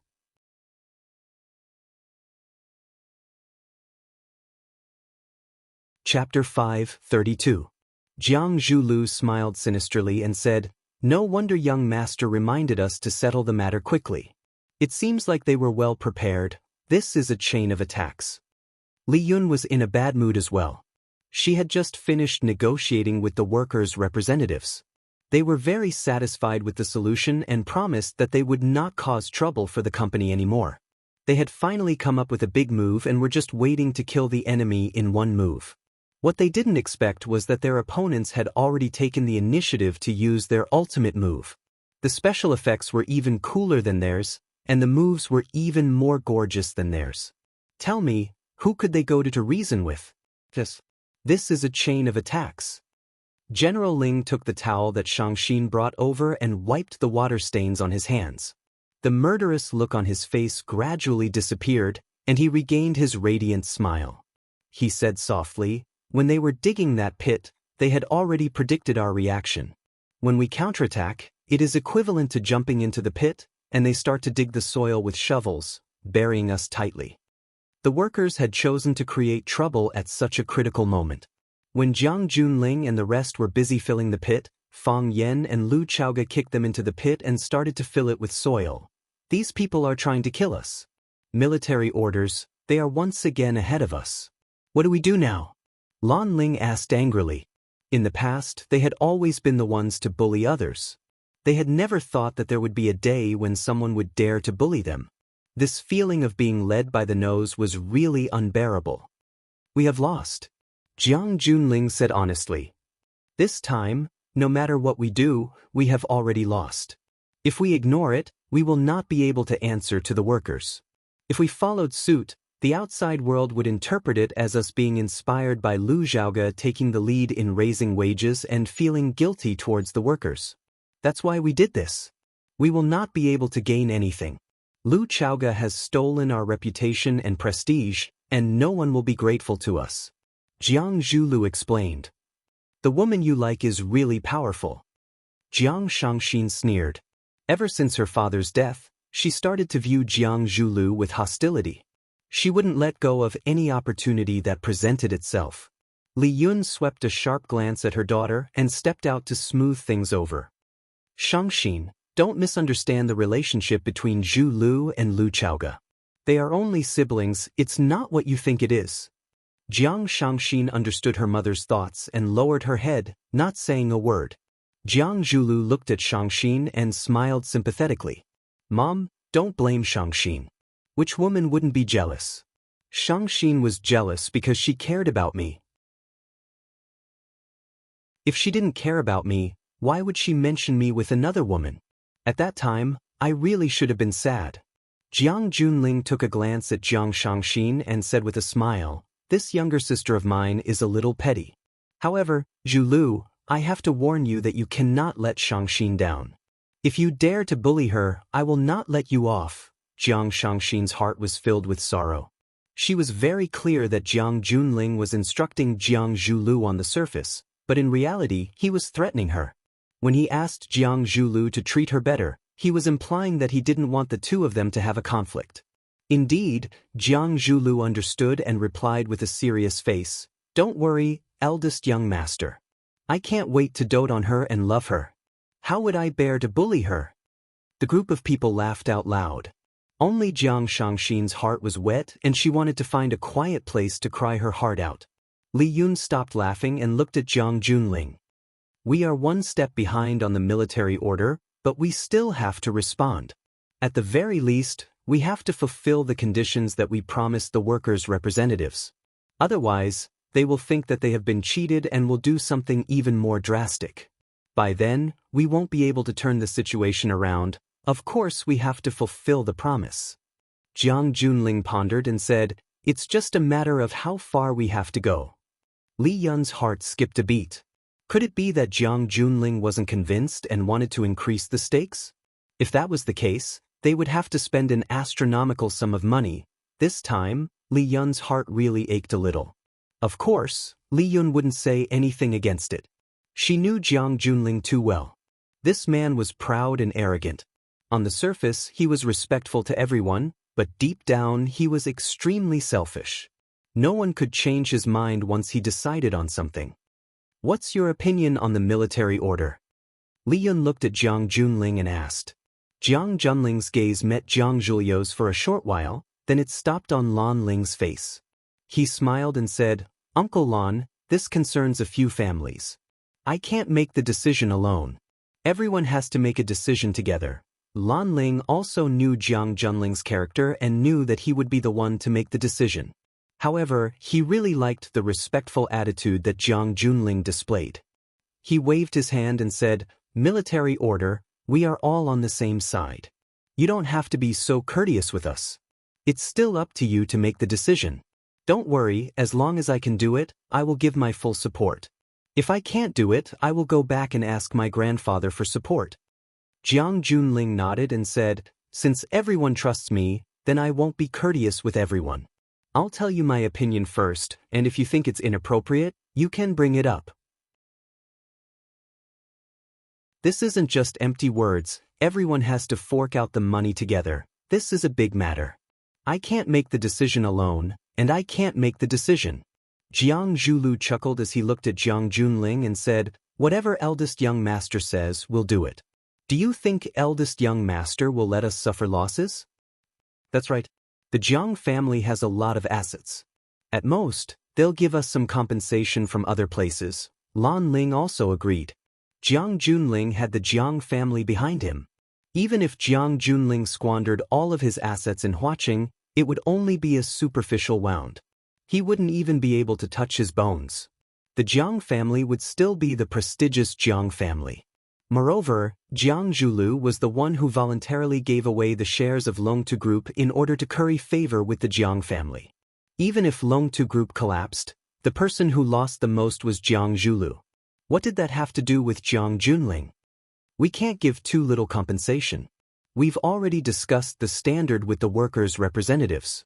If we break the contract now, the workers won't be satisfied, and if this matter gets out, we'll seem petty. Jiang Junling patiently explained, We can't use the same standard as Chao Yan either. Although they're ahead of us, we can't use the same standard as them. If we do that, people will think that we're imitating Chao Yan, and Chao Yan will bribe the media to lead us in that direction. We have to set a higher standard than them, but not by too much. Otherwise, we'll fall into Fang Yan's trap and become the main culprit of this incident. Do you think there's a problem with a 25% increase in benefits? No problem. Jiang Zhulu was the first to agree. Li Yun did some mental calculations and felt his heart ache. However, he still smiled and said, There's no problem on my side either. Lan Ling hesitated for a moment and said, This isn't a small amount. I can't make the decision alone. I'll go back and discuss it with the old master. If he agrees, there won't be a problem. I'll explain the cause and effect of this matter and the various stakes to him. I think he'll agree. Although Jiang Junling despised Lan Ling's indecisiveness, he still said gratefully, Thank you, Uncle Lan. Thank you for the trouble.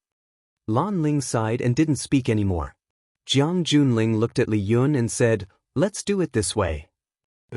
Li Yun nodded and said, I'll handle this personally. Jiang Zhulu looked at Jiang Junling and said, Master, the matter has been settled temporarily. However, what if they create any more trouble?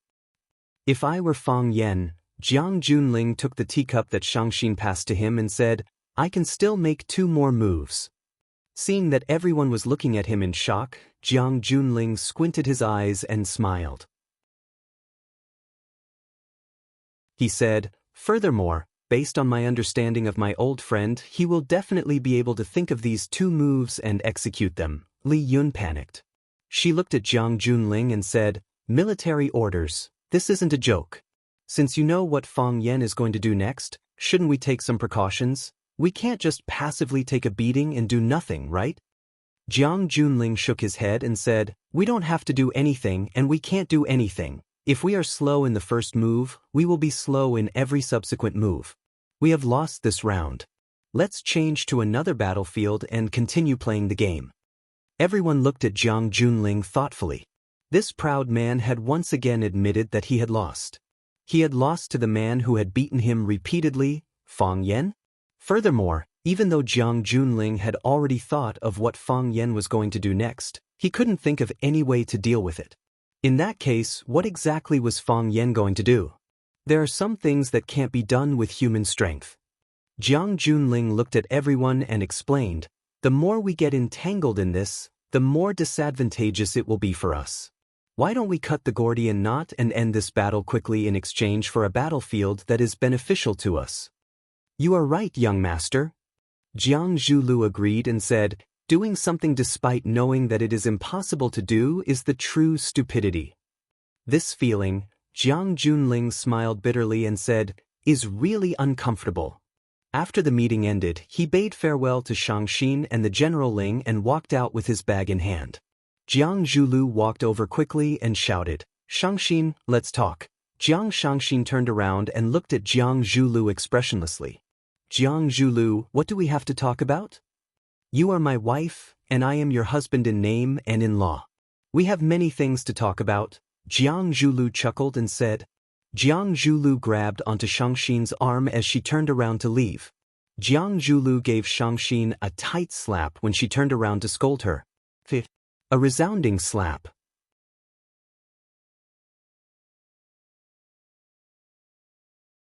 Chapter 5:33. Jiang Shangxin's skin was so delicate that it would turn red even if it was exposed to the sun, let alone such a strong slap.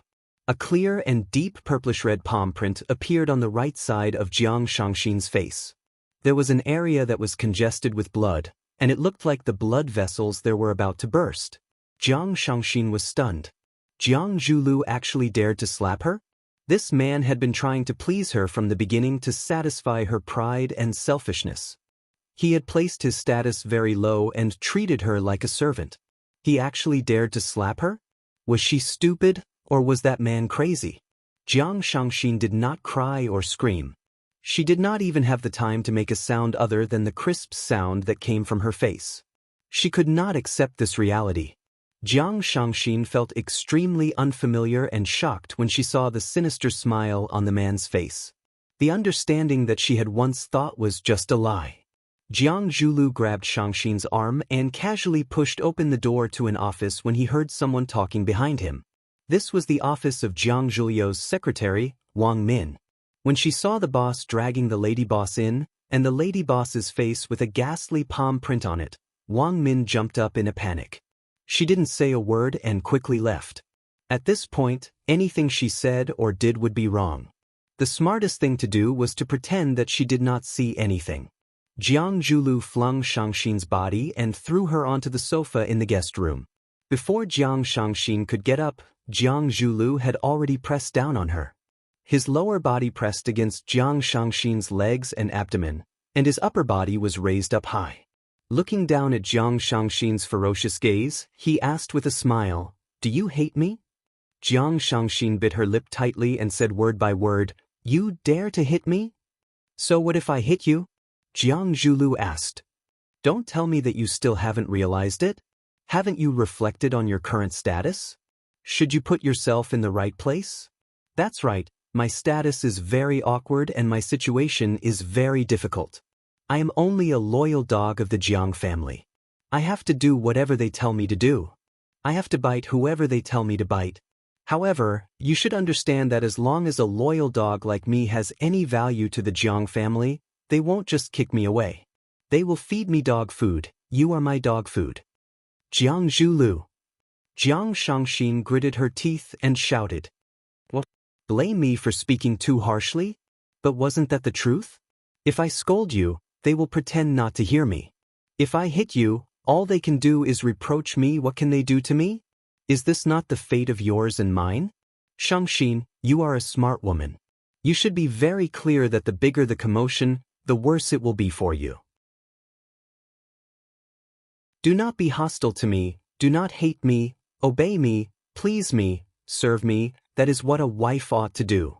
You just got married and don't have any experience of being someone else's wife. I'm not in a hurry. I can wait and give you more time to study. But don't disobey me and don't betray me. Don't mock your husband in front of others. I know you hate me. Why do you hate me? Do you suspect that I have something to do with your father's death? Do you suspect that I killed your father? Jiang Shangxin's lips twitched, but she did not answer Jiang Zhuliu's question. She did suspect that her father's death had something to do with Jiang Zhulu. She did suspect that Jiang Zhulu was the one who killed her father. No, it wasn't just a suspicion, it was a certainty. She was certain that Jiang Zhulu was the culprit who killed her father. Fang Yan had already agreed to exchange hostages. How could he kill her father? Let him live and let him become the shame of the Jiang family and the laughingstock of the entire circle. This was what a sinister and cunning man should do. How could he kill his own father? Jiang Zhulu was the one who brought people to fetch her father. Of course, his own father was included. His father sank into the sea and did not return. Her father did return, but he was a lifeless corpse. With Jiang Shangxin's intelligence, it was not difficult to guess what kind of story was hidden in this. Jiang Shangxin knew that they had their reasons for doing this. She knew that they did not want her father to become a scar on the Jiang family. However, as a woman and as the daughter of that man, how could she pretend that nothing had happened and share the same bed with him? Sleep on the same bed with the murderer who killed her father? This was too harsh and difficult for her. Isn't that the case? Jiang Shangxin said sarcastically. Jiang Zhulu did not deny it. Instead, he looked straight into Jiang Shangxin's eyes and said with sincerity, "Yes, this is the case. I killed your father. I used a special needle." His heart failed and he didn't even have a chance to speak. Isn't this the answer you wanted? Now that you know, I have confessed to you. Jiang Shangxin, what can you do? Call the police to arrest me? Or do you want to make a scene with me? Or look for Jiang Junling to help you take revenge? Do you think he will help you? Do you think he will let you continue to pursue this matter? Jiang Shangxin, I didn't want your father to die. Jiang Junling was the one who killed your father. So, you can only blame your father for being useless and unlucky.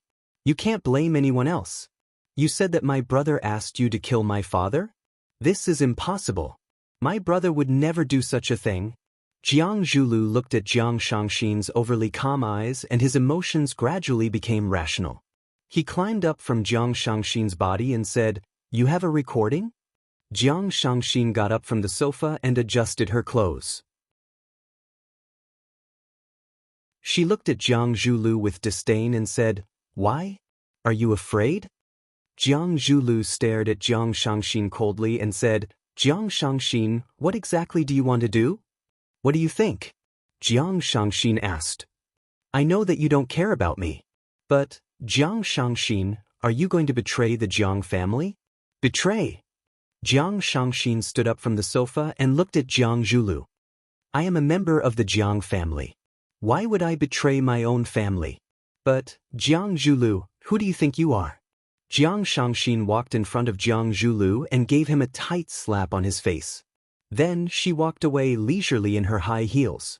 Blood flowed from the corner of Jiang Zhulio's mouth. A cruel and ruthless smile appeared on his face. Fang Yan did not disappoint Jiang Junling. Just as Jiang Junling had predicted, they still had a few more moves to make. Chao Yen is a human-oriented research company. While we are committed to solving the energy crisis for mankind, we also pay attention to the health of our employees. The company provides 2 health experiences to their employees every year.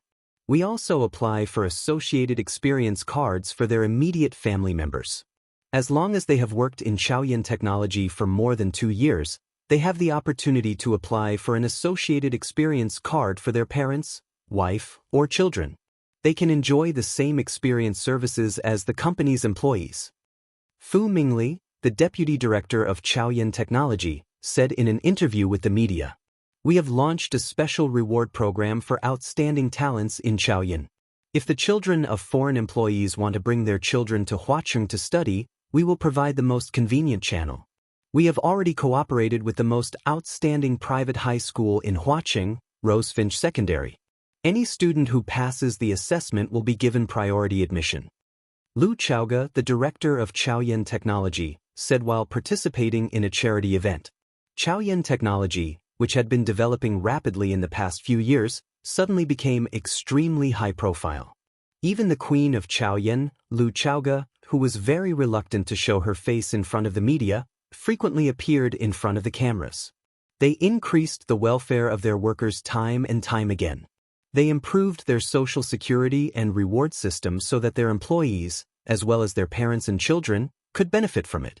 After this series of events, Chaoyan Technology became a conscientious enterprise in Huaqing, a benchmark enterprise, and also the most anticipated company by job seekers.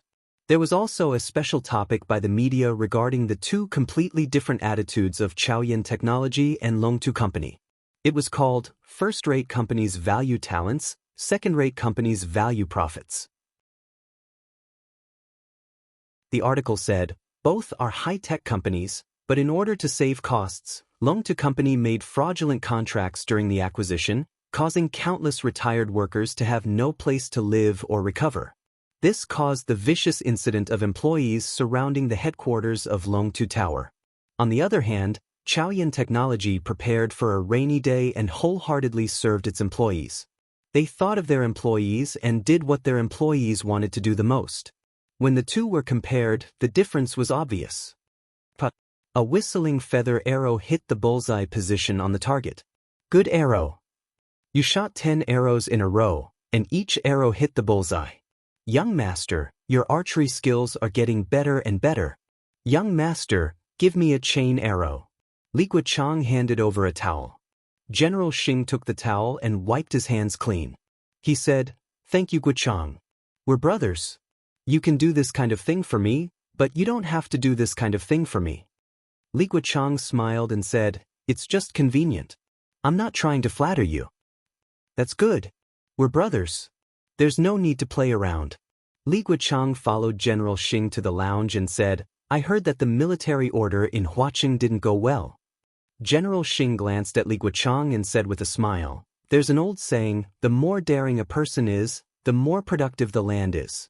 In other words, the more productive the land is, the more daring the person is. That younger brother of mine, he's a little too impatient. He's eager to make a contribution. He doesn't even look at the level of his opponent and falls head first into it. Is it worth it for that little bit of money?"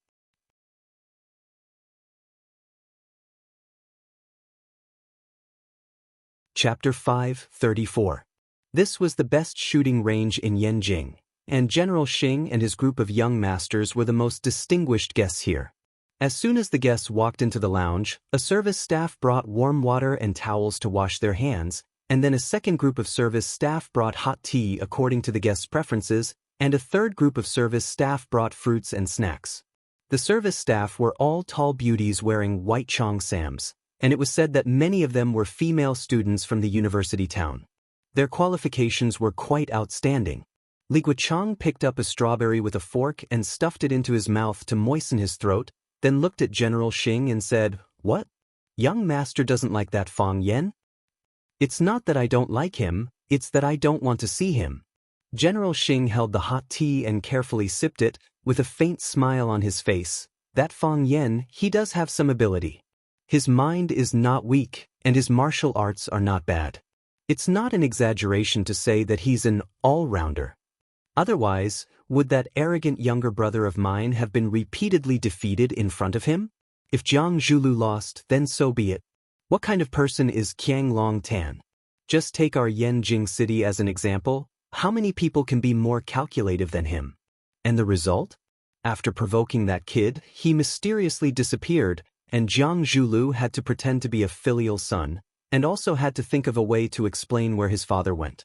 It's not easy to live." Hearing General Xing's interesting words, Li Guochang couldn't help but grin and said, "Since young master thinks so highly of Fang Yen, why do you think that the military's hard work isn't worth that little? Fang Yen is a rotten egg." General Xing said, "If you don't like to eat rotten eggs, just move it to a place where you can't see it or turn your line of sight to another place. Because you don't like it, you want to kick that rotten egg away. And the result? Isn't it just staining your body with the stench? And that stench is incomparably stinky, the wind can't blow it away, and water can't wash it off. In the end, isn't it still you who suffers? Why do you have to go against that Fang Yen? If I had the time to fight with this rotten egg, I don't know how many enterprises I could have built and how much profit I could have earned for the family. Compared with showing my talent to consolidate my position in the family, isn't defeating Fang Yen just a piece of cake? Li Guiqiang picked another strawberry and stuffed it into his mouth. He asked casually, "A military order can't even solve a rotten egg. I'm afraid that your image will be damaged and your position in the family will be shaken." General Xing looked at Li Guiqiang with a serious face and said, "Guiqiang, what do you think?" A few days ago, when I was bored, I flipped through a few pages of the Book of Changes. There are a few sentences in it that I think are very reasonable. Heaven is the highest and the earth is the lowest. There must be rules in everything. If there are no rules, wouldn't the world be in chaos? General Xing laughed out loud, pointed at Li Guiqiang and said, "You, a bore, still have the mood to read those ancient books?" It's good to read ancient books. The ancient books explain everything clearly. There are a lot of people nowadays who don't have parents or brothers, and don't care about etiquette or shame. It's really hateful. The smile on General Xing's face gradually disappeared. He said, "Guiqiang, shouldn't we help my little brother?" Of course, Li Guiqiang nodded without hesitation. Other people don't care about friendship or blood, but we can't do such a thing. How about this? I'll go to Flying Flower City tonight and help the military order? General Xing nodded and said, "That's fine. Then I'll have to trouble you, Guiqiang." Li Guiqiang chuckled and said, "We're friends, this is what I should do." "No, you're my brother." General Xing looked at Li Guiqiang with a serious face and said, "My blood brother." The two of them looked at each other, then burst out laughing. 270 kilometers per hour, 280 kilometers per hour, 301 kilometers per hour. Fang Haohen stared at the speed displayed on the top of the train and happily said to Fang Yingying, "Hero, we'll arrive at Flying Flower City in 2 hours. When we get there, we'll be able to see Junior Marshal Uncle." Calm down a bit. Fang Yingying was holding a copy of The Theory of a Strong Nation and reading it with great interest. He said with a calm and confident expression, "You need to have the elegant demeanor of a mature man." Fang Haohen seriously looked at Fang Yingying and said, "You look very mature, but you're not elegant at all." Just when Fang Yingxiong was about to retaliate, he suddenly thought of something and returned to his refined appearance. With a smile on the corner of his mouth, he said softly like a Maitreya Buddha, "You don't know what refined is. You don't even look elegant, so how can you be elegant?" Fang Haohen looked at Fang Yingying expressionlessly and said, "You bought this book at the train station and flipped to page 37 when you got on the train. It's already been a few hours, and you're still reading page 37. You're not elegant, you're pretentious." Whoosh! Fang Yingying angrily flipped dozens of pages of The Theory of a Strong Nation in his hands and looked at Fang Haohen. "Fang Haohen, you idiot. Why didn't you tell me earlier when you found out about my flaws? What if she found out?" "Who found out?" Fang Haohen looked at Fang Yingying blankly and asked.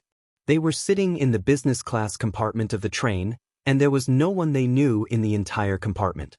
Who was he afraid of seeing? "It's her." Fang Yingying's eyes were shy as he answered embarrassedly. "Who is she?" "You've seen her before?" "When have I seen her before?" "During the ticket check." Fang Haohen finally understood. He looked at Fang Yingying in surprise and said, "You like that stewardess?" "Sure." Fang Yingying hurriedly covered his mouth and whispered, "Lower your voice, don't let anyone hear you." Fang Haohen pulled Fang Yingying's hand away. He didn't like others touching his lips. That was the most sacred organ of the human body to him. How could one eat without a mouth? If one couldn't eat, how could one live? It was too sacred. "Don't you think she looks sexy in uniform?" Fang Yingying asked in a low voice. His cheeks were slightly red, like a little boy who had just experienced his first awakening of love. Fang Haohen thought about it and shook his head. "No. You actually said no? Don't you think she's sexy?" "Maybe she wears too much." Fang Haohen said with a simple and honest face. "Sexy women wear very little. It's all like that on TV. You, Fang Yingying opened his mouth and found that he couldn't refute. However, he quickly became happy again and said, "That's good. If you don't think she's sexy, you won't be my rival in love. Although you can't be the rival of the Casanova of Swallowdock, you are my brother. I don't want to see you in a miserable state after a crushing defeat. Why would I fight with Junior Martial Uncle for a woman? Miss Yi is the future mistress of our Fang family. I won't take her away," Fang Haohan said with a frightened face. "I won't do such a thing. Miss Yi isn't my type. I'm talking about me. I'm your rival, but you're talking about the Casanova of Swallowdock. Junior Martial Uncle is the Casanova of Swallowdock. When Junior Martial Uncle isn't here, I am." Fang Yingying's explanation was quite lacking in confidence. He said, "But that's not the point. The point is, how can I win her over?" "I don't know." Fang Haohan didn't have any experience in relationships. He didn't know how to make a girl happy. This kind of thing was too far away for him. So, when Fang Yingying asked him this question, his first reaction was, "This guy is an idiot. Why would he think of asking me this question of anyone else? I know you don't know. So I asked you on purpose." Fang Yingying said proudly, "If you don't have a smart brain, I hope you have excellent acting talent." Fang Haohan stared at Fang Yingying with a vigilant face and asked, "What do you want to do?" Fang Yingying's fat body leaned over and whispered in Fang Haohan's ear for a while. Fang Haohan's skeleton body suddenly shook. He looked at Fang Yingying with an extremely embarrassed expression and said, "You actually want me to act as a robber?" "I didn't ask you to act as a robber," Fang Yingying explained with a serious face. "I just want you to act as a robber, and this isn't a robber. This is a train. What do you want to rob? Rape? This is illegal. We can't do it." "Then what do you mean?" "You go act as a little hooligan," Fang Yingying said with a face full of excitement. "When my goddess walks over, you little hooligan will go up and tease her." "How do I tease her?" Fang Haohan asked. "Say some dirty things to her, touch her or something like that. Isn't that still rape?" "This is different from rape." Fang Yingying felt like he was about to collapse. "Why don't you understand? She had really succeeded in doing it. Flirting is when you think that the woman is beautiful, so you have some wretched thoughts in your mind. But this is only your moral character isn't up to standard, but it won't lead to a crime. The former might lead to jail time, the latter is normal." "Normal? She'll slap you twice," Fang Yingying said in a low voice. "But don't worry, I won't give her the chance to slap you. Before she slaps you, I'll stand up and righteously scold you for your bad behavior. Then I'll loudly tell you to scram, and you'll immediately leave. Where do I go? Hey, the train is so big, can't you sit for a while? Give us some private space, let's talk about our feelings. Maybe it'll be done, and you'll have a sister-in-law." "I won't do it," Fang Haohan refused. "Why?" "I don't know how to say dirty things." "That's easy, I'll teach you," Fang Yingying said. He pinched Fang Haohan's chin with his chubby hand, smiled lewdly and said, "Beauty, you smell so good. Come, let Big Brother have a whiff. Let go of me." Fang Haohan hated it when people touched his chin, so he slapped Fang Yingying's hand away. Yes, that's more like it. Little beauty, don't you like Big Brother? Big Brother likes you a lot." At the door of the carriage, a beautiful police officer stared at the unsightly scene in front of her.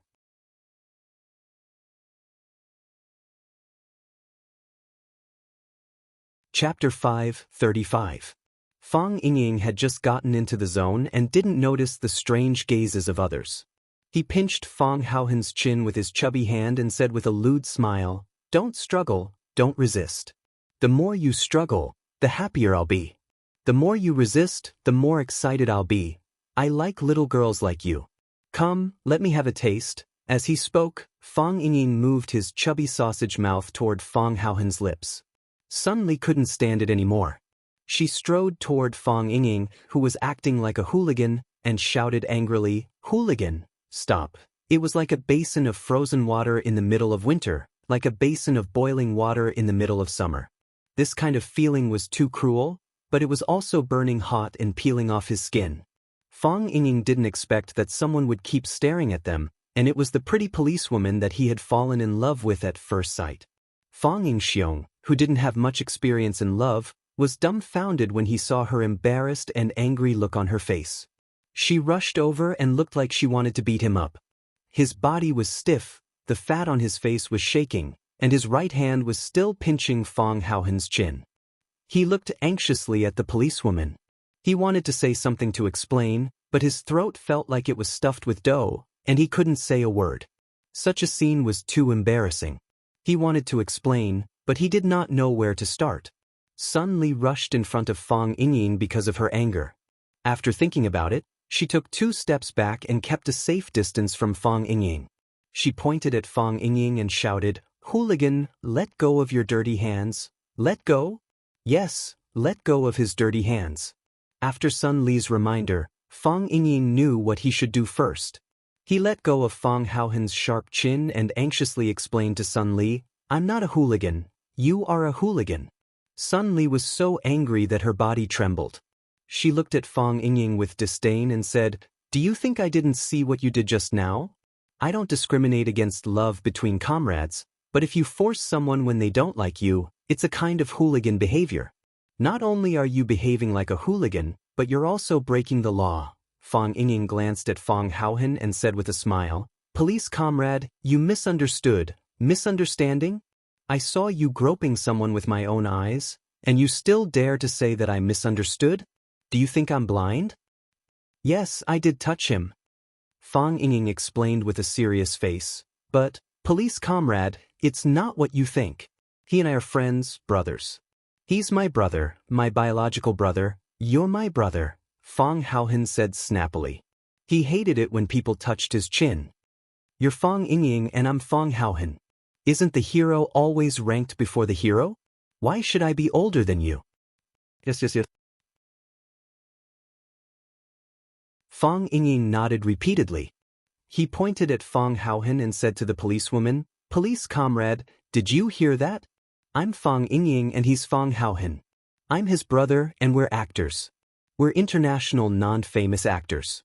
We're just fooling around. This is really a misunderstanding." Sun Li's eyes swept between Fang Yingying and Fang Haohen's faces and said, "Are you two really brothers?" "We're really brothers." Fang Yingying nodded with great sincerity and determination. Sun Li looked at their faces again and said, "Take out your IDs." She still could not believe that these two people were blood brothers. How could blood brothers look like? Such a strange appearance. Fang Yingying and Fang Haohen looked at each other and had no choice but to take out their IDs from their pockets and hand them over to the policewoman. Sun Li looked at their IDs, and her expression became even more confused. Are these two really blood brothers? One was called Fang Yingying, and the other was called Fang Haohen? Their birthplace and address were both in a place called Swallow Dock? "You two come with me." Sun Li's attitude towards the two became even worse. "But," Fang Yingying asked in confusion. "We've both taken out our IDs to prove that we're brothers. Can't we joke around between brothers? I suspect that your IDs are fake." Sun Li said, "Our IDs are real. Our identities are fake." Fang Haohen couldn't hold it in anymore. He stood up in front of Fang Yingying and said, "We're not actors, and we weren't rehearsing a scene just now. Fang Yingying wanted to pursue you, so he asked me to act out a scene with him. He said he wanted me to act as a hooligan who wanted to touch you. I didn't know how to act as a hooligan, so he personally demonstrated it to me. There's never been such a brainless way to pick up a girl." Fang Haohen, shut up. Fang Yingying wanted to block Fang Haohen's mouth. This idiot, how could he say such a thing out loud? "Fang Yingying, you're the one who should shut up." Fang Haohen said snappily, "It's already like this, how long are you going to hide it? Don't you just like her? What's there to hide about this kind of thing? We're martial artists, and we do things to protect the country and the people. Chasing a girl, what's there to hide?" Fang Haohen looked at Sun Li expressionlessly and said, "He likes you, do you like him?" Sun Li looked at Fang Haohen, then at Fang Yingxiong, whose face was purplish-red from holding back his anger. She opened her mouth and shouted angrily, "The two of you, come with me." Watching. The station police office. "Police comrade, we're good people. Look at my face. I'm so fat, how could I be a bad person?" Fang Ying pointed at his fat face and said with a wronged expression, "Thin people are bad people?" Fang Haohen was very dissatisfied with Fang Ying's argument and retorted, "Most bad people are thin people." Look at the TV shows, it's always Fatso who plays the good guy, hiding a dagger behind a smile. That's exactly what people like you, Fatso. Bam! Sun Li slammed the table, pointed at Fang Ying and Fang Haohen, and scolded, "Can you two stop arguing? This is the police station. Is there anyone coming to pick you up? If no one comes to pick you up, I'll lock you up for a night." Seeing that Sun Li was angry, Fang Ying's heart ached.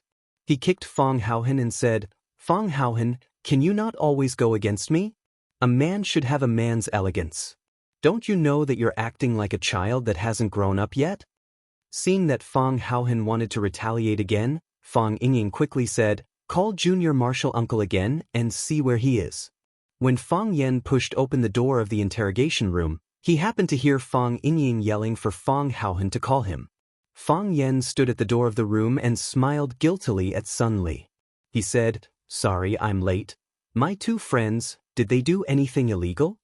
Sun Li looked at Fang Yen and thought to herself, "This man is indeed handsome. Too bad, how could he be friends with two idiots like them?"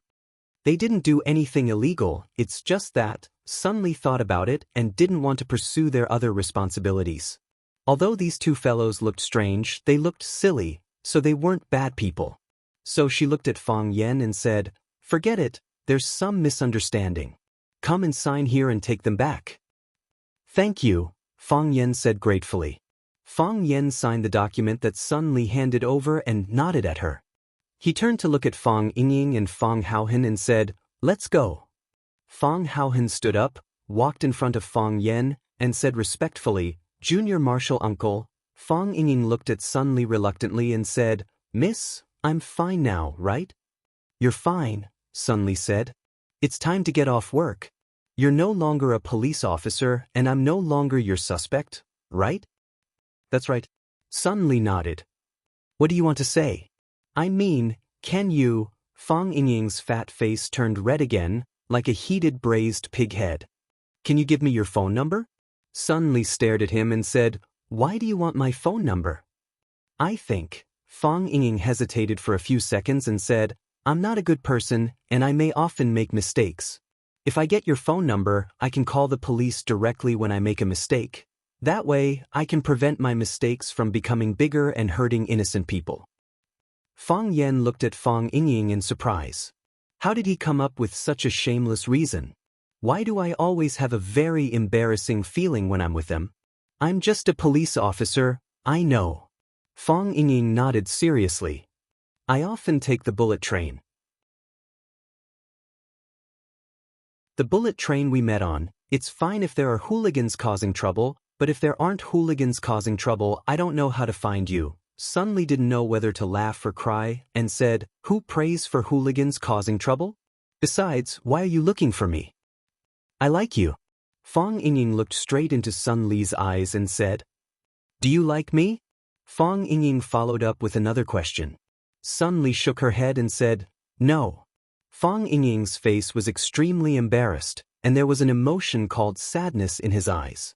Soon, he grinned again and said, "I knew you would answer like this. Confessing to you on the first day we met seems a bit exaggerated. It's like a man who treats feelings as child's play. You don't know me yet, so you think you don't like me.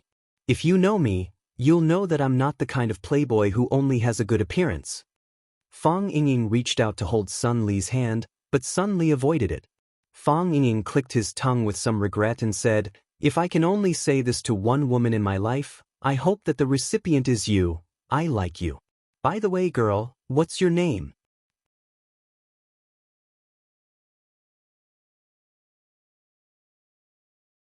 Chapter 5:36. Fang Ying's eyes were wide open and round. The expression on his face was so sincere and serious. People say that serious men are the most attractive. For example, men who are serious about laying bricks, men who are serious about writing, men who are serious about repairing water pipes, men who are serious about cooking and washing vegetables, Men who are serious about courtship or serious about making love, however, why does Sun Li always have a feeling that she will accidentally laugh? If she laughs at such a moment, it must hurt the man's self-esteem, right? However, she really can't stand it.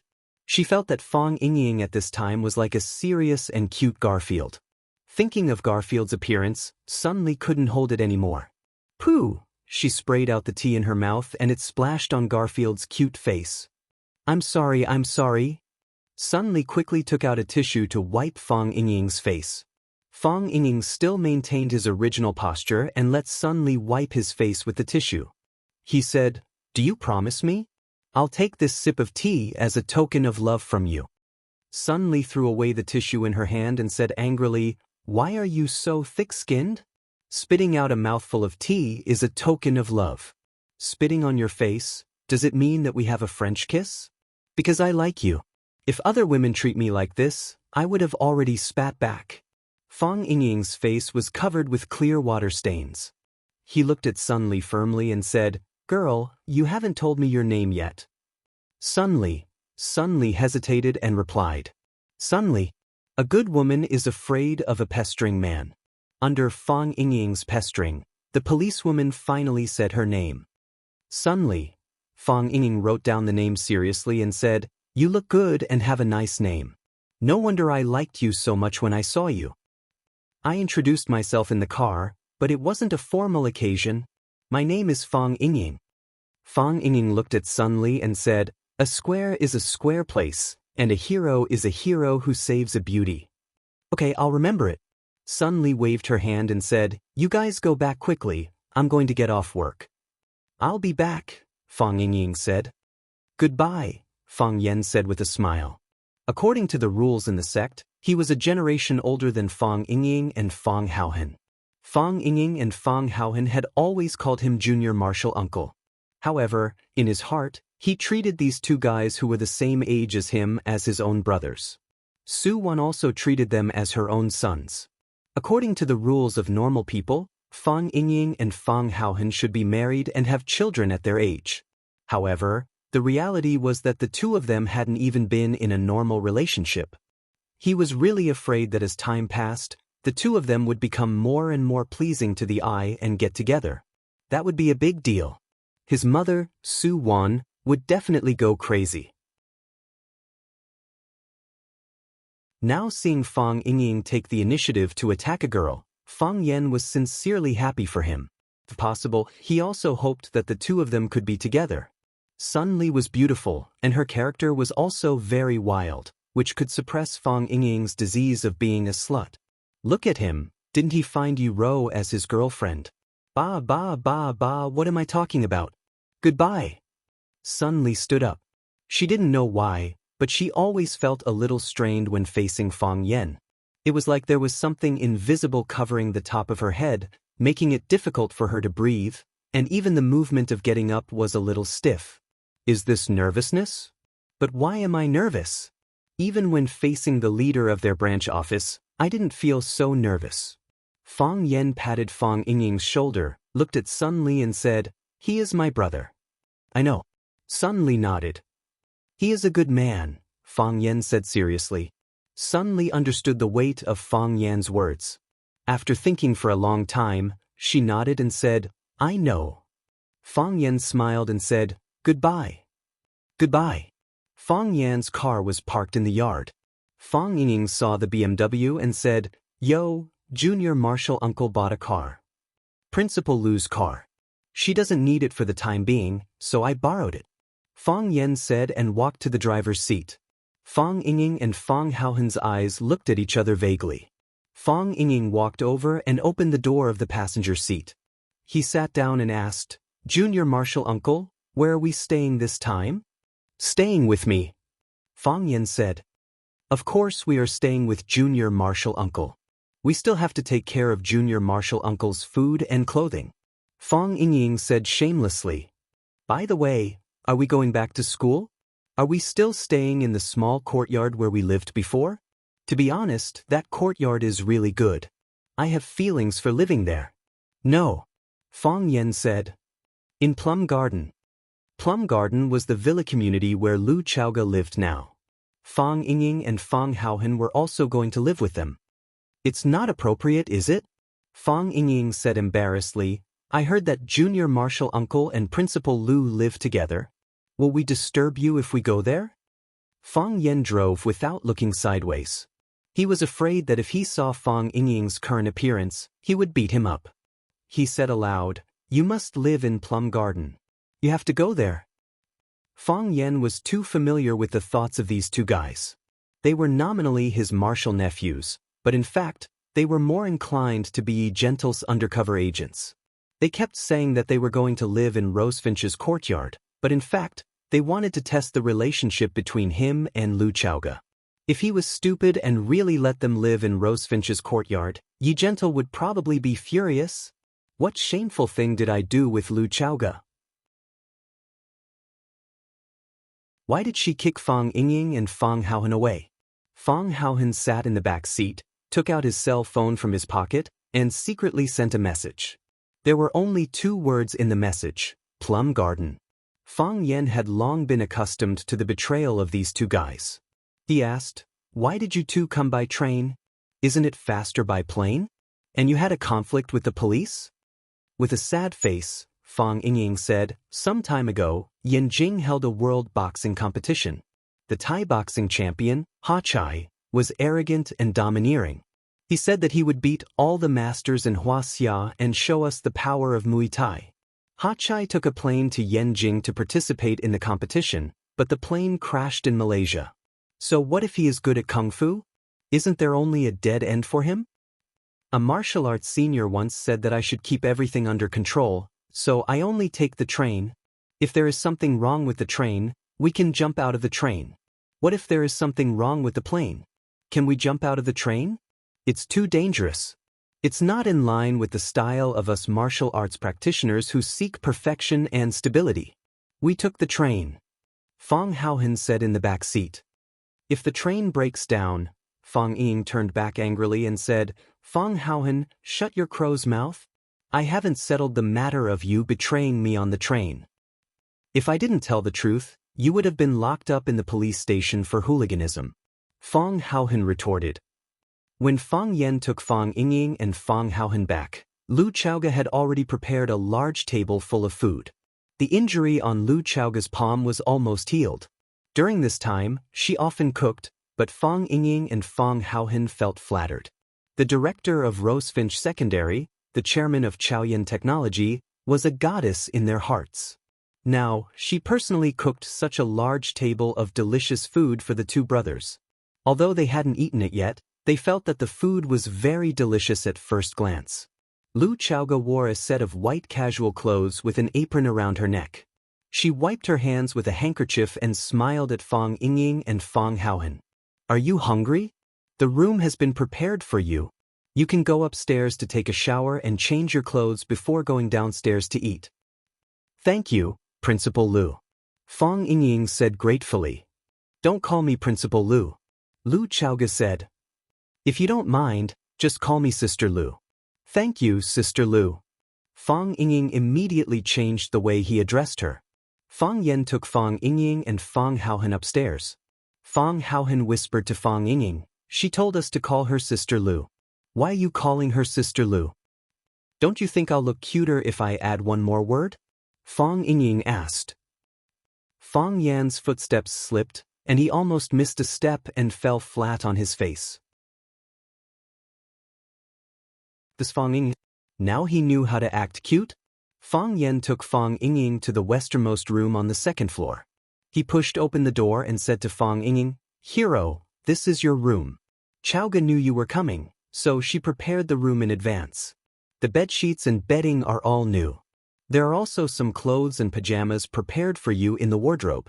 The training clothes and cloth shoes are also prepared. If you need anything else, you can tell her or me. Hero's room is on the other side, and you two will live opposite each other. Fang Haohen pushed open the door to his own room, which was exactly the same as the one on the other side. The furniture was brand new, and the bedsheets were all new. There was a faint fragrance in the air, and they could see the beautiful scenery when they opened the window. This is a luxurious house, Fang Yingying said with a sigh. It's so comfortable, Fang Haohen said. Fang Yen saw that the two brothers were very satisfied with the place, so he said, "You two wash up and go downstairs to eat. I'll go downstairs and have a look." After Fang Yen left, Fang Yingying and Fang Haohen hurried to the same room, and Fang Yingying closed the door carefully. "Be careful. You must be careful," Fang Yingxiong said with a dignified expression. "This is a plot to sow discord. They want to bribe us and place us undercover agents around Miss Yi. I'm Miss Ye's woman, and I'm Miss Ye's dead woman. I will never betray Miss Yi." Fang Haohen hurriedly swore. Fang Ying nodded deeply and said, "That's right. But Sister Lu is also a good person. It would be great if Junior Martial Uncle could marry two wives." Fang Haohen thought for a moment and said regretfully, "It's useless even if you tell me. We can't help with this kind of thing."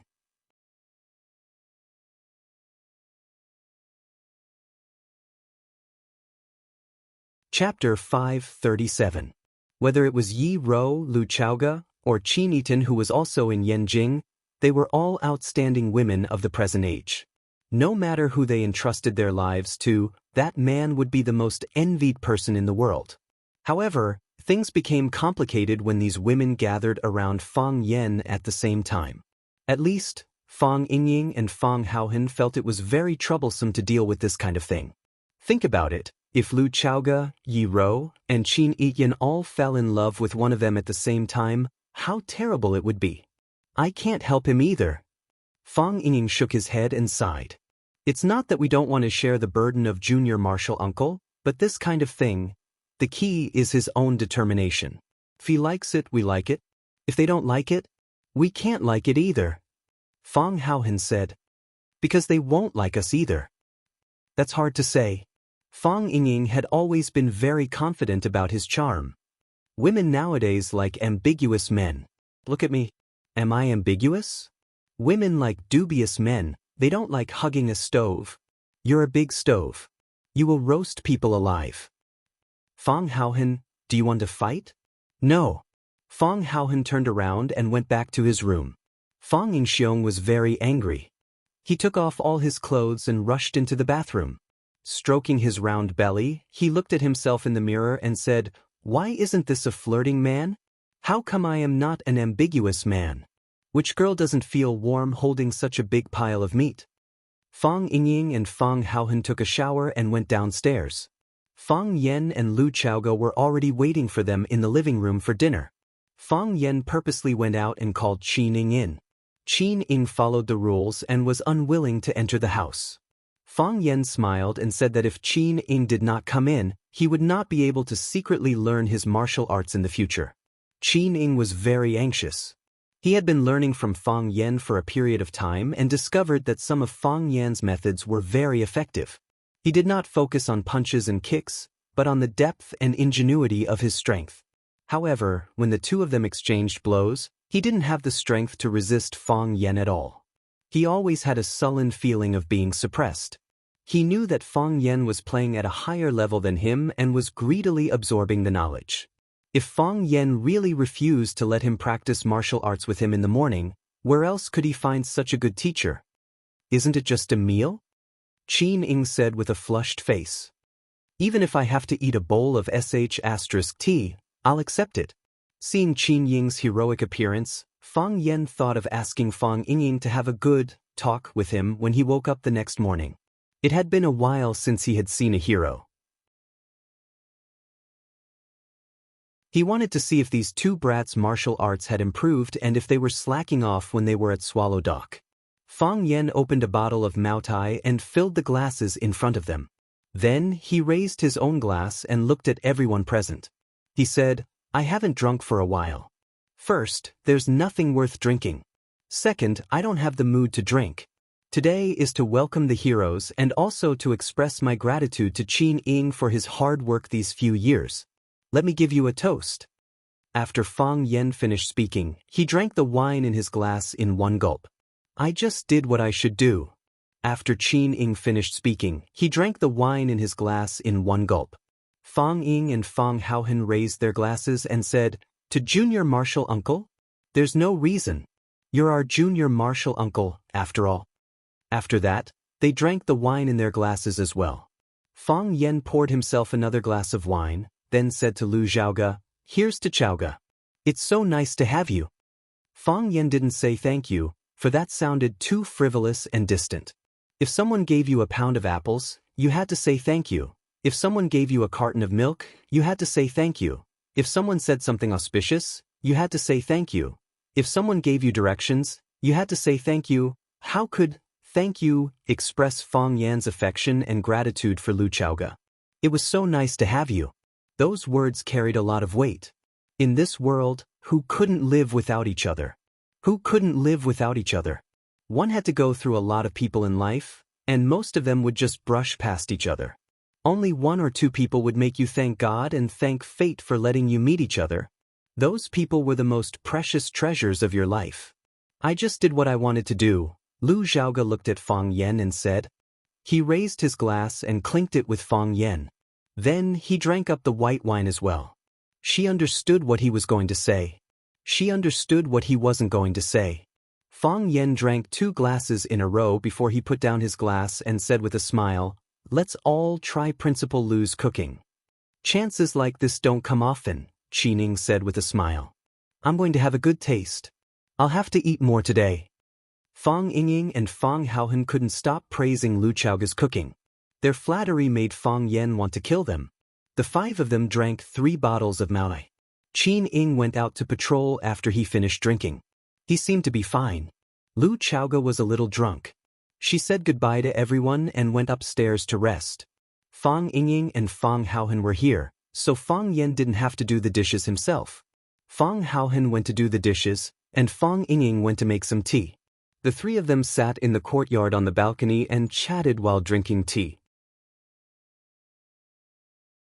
Fang Yingying and Fang Haohan talked about the interesting things in Swallow Dock. They talked about how the old man brought the King Kong eagle that Qin Yitian gave him to go around the village every day. He even started to train the eagle. The King Kong eagle had a strong personality, but it was very compatible with the old man.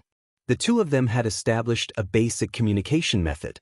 They said that Yi Ro was in seclusion and they hadn't seen each other for a long time. It was said that she was about to break through again. If he broke through again, he might leave youngest martial uncle in the dust again, but they didn't mention the 2 important people of the Fang family. One was Fang Yan's mother, Lu Wan, the other was the old drunkard. Where's the old drunkard? There's still no news from him? Fang Yan tried his best to sound relaxed, but the expression on his face was still too stiff. No. Fang Yingying and Fang Haohan's expression also turned serious. It's been 3 years since Master went to the Arctic, and there's no news from him. Zhu Ziden came back from Mo Bay 3 months ago. He said he went to the Arctic to search, and found no trace of Master.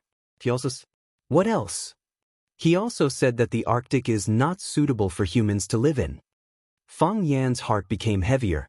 After a long silence, he said in a low voice, when the old drunkard left, he said to Grandpa, either we return home in one piece or we have a sky burial in Snow Kingdom, we owe him this. Junior martial uncle, is there really such a thing in the world? The ice dragon is a legend. To use the ice dragon's muscles to make up for the defects of the human body, this is impossible. That old guy, the medical fanatic, is not a good person. We prepared gifts for him, but he couldn't cure us. How could he use this mysterious pawn to harm people? He hasn't even seen it himself. Why would he ask Master to find it for him? And even if he finds it, he still has to leave him half a pound of blood. He has taken all the advantages in the world. There are not many doctors in the world who are good people. Fang Yan's face was gloomy. He said, since the medical fanatic dared to write this prescription, it proves that there is such a thing in the world. I have seen the introduction of the ice dragon in the extraordinary medical record. It is shaped like a dragon and its skin is like ice.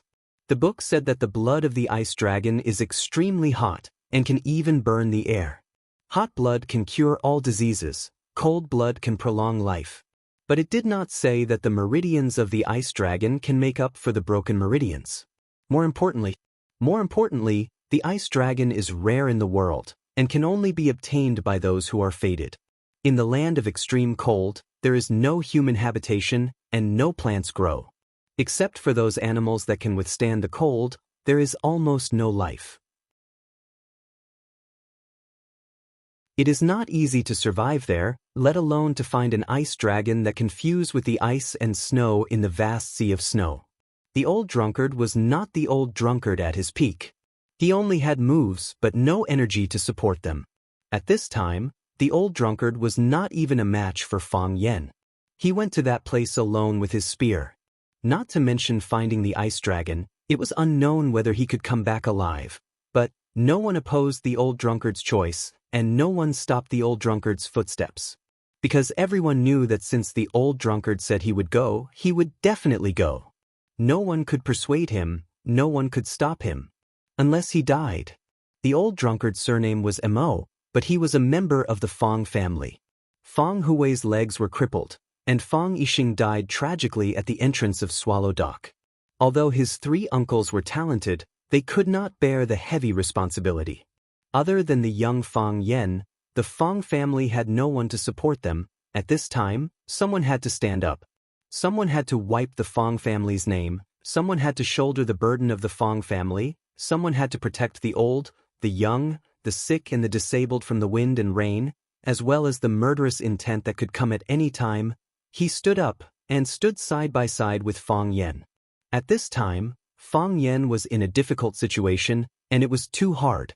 So, the old drunkard chose to believe the words of the medicine fanatic, and grasped the last straw of hope that was almost like a myth. Fang Yen knew that the old drunkard might not come back. But how could he say such words? He and the old drunkard were apprentice brothers, but they were like father and son.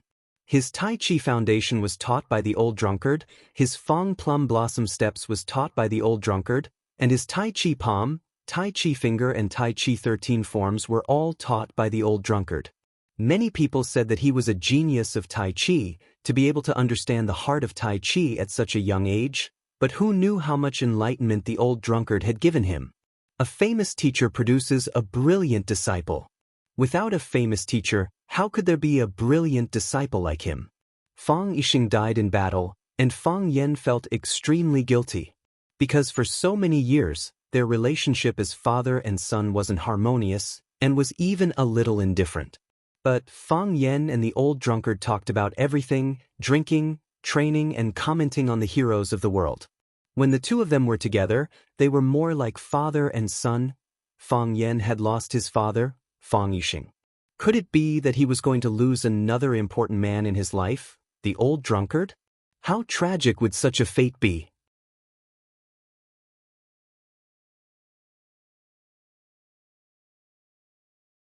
Chapter 5:38. The old drunkard will definitely come back. Fang Yen said in a very firm voice. Fang Yingying and Fang Haohan were surprised. Fang Yingying asked, "Junior martial uncle, how do you know that my master will come back? Do you have any contact with my master?" I knew it. Although he didn't contact us, he would definitely contact you. In our family, he has the closest relationship with you. He called you? Oh, there's no signal in the land of extreme cold. He wrote you a letter. That's not right, there's no way to send a letter. How did he contact you? The old drunkard has come back. Fang Yen said. Already back? What kind of person was the old drunkard in the past? He was the Wuxia Azure Dragon who dared to challenge the heroes of the world. What kind of person was the old drunkard later?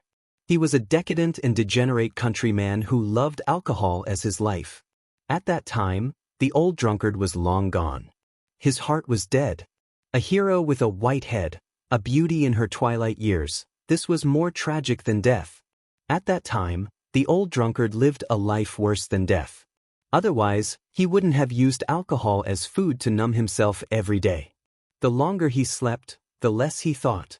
Maybe his heart would be more comfortable. However, he still stood up in the end. For the Fang family, for me and for you, he made the choice to go to the land of extreme cold. The moment he stood up, he came back. The moment he made the choice, he came back to life.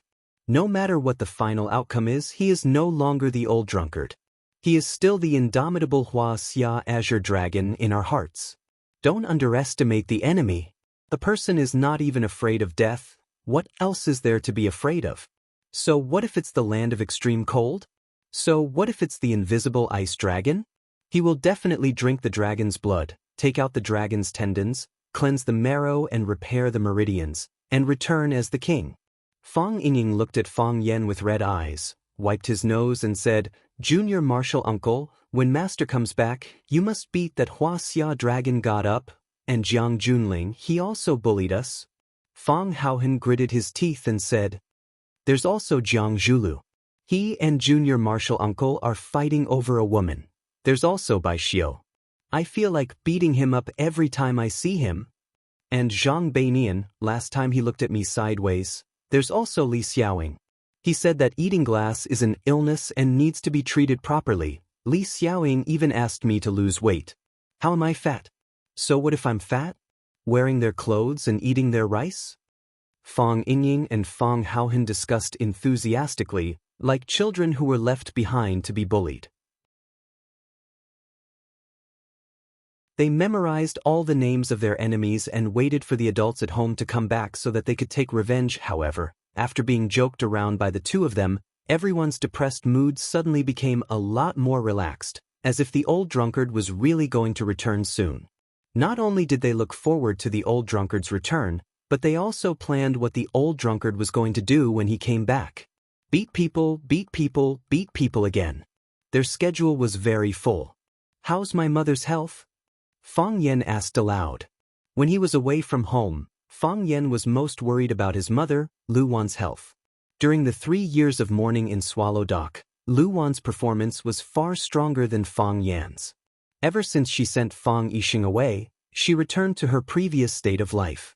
She read and wrote, drank tea in the morning, and took a walk at dusk. The difference was that she opened up 2 vegetable plots next to Fang Yixing's grave. Every day, she would go over to take care of it and talk to Fang Yixing's tombstone for a while. Her sadness was just right, and her nostalgia was buried deep in her heart. Not only that, she also comforted Fang Yen from time to time so that he wouldn't have to bear any psychological pressure. Lu Wan told Fang Yen that it was a great blessing and opportunity for the two of them to become father and son. It was so for Fang Yen and so for Fang Yixing. As a father, Fang Yixing did his best. As a son, Fang Yen was also respectful and filial. They didn't owe each other anything. It was just that their luck was too short, their fate was too shallow, and the time they spent together was too little. Fang Yen didn't tell her that he stayed in Swallow Dock to accompany his father, and also to wait for those people to appear again. He didn't want her to worry, because Fang Yen knew that she couldn't lose another family member. Now Fang Yen was in Huaqing, but he still called back every day to check on her. Every time Fang Yen asked, Lu Wan would say that she was fine, and asked Fang Yen not to worry about her. It was exactly the same reaction as all the other mothers in the world who received a call from their children. However, whether she was living well or not, only the people around her would know, right? My mother is very good. Fang Yingying said, she has a good appetite. She eats a small bowl of rice every meal, drinks a pot of flower tea every day, goes to the vegetable garden every morning, and recently she has been learning how to draw.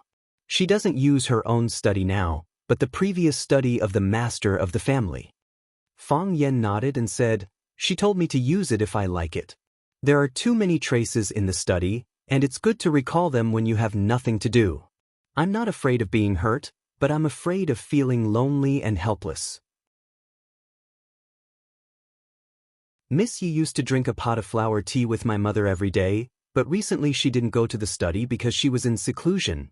Fang Yen smiled and said, she and my mother should get along well, right? It's strange. When other people come to visit my mother, it's usually the guest talking and my mother listening. But when Miss Yi comes, it's always my mother talking and Miss Yi listening. What's that saying again? Everything has its vanquisher. Slap. Fang Yen slapped Fang Yingying's head and said, what do you mean by everything has its vanquisher? Do you know how to talk? Exactly. This is the expression of my mother and my future mother's love for each other. How can you say, everything has its vanquisher?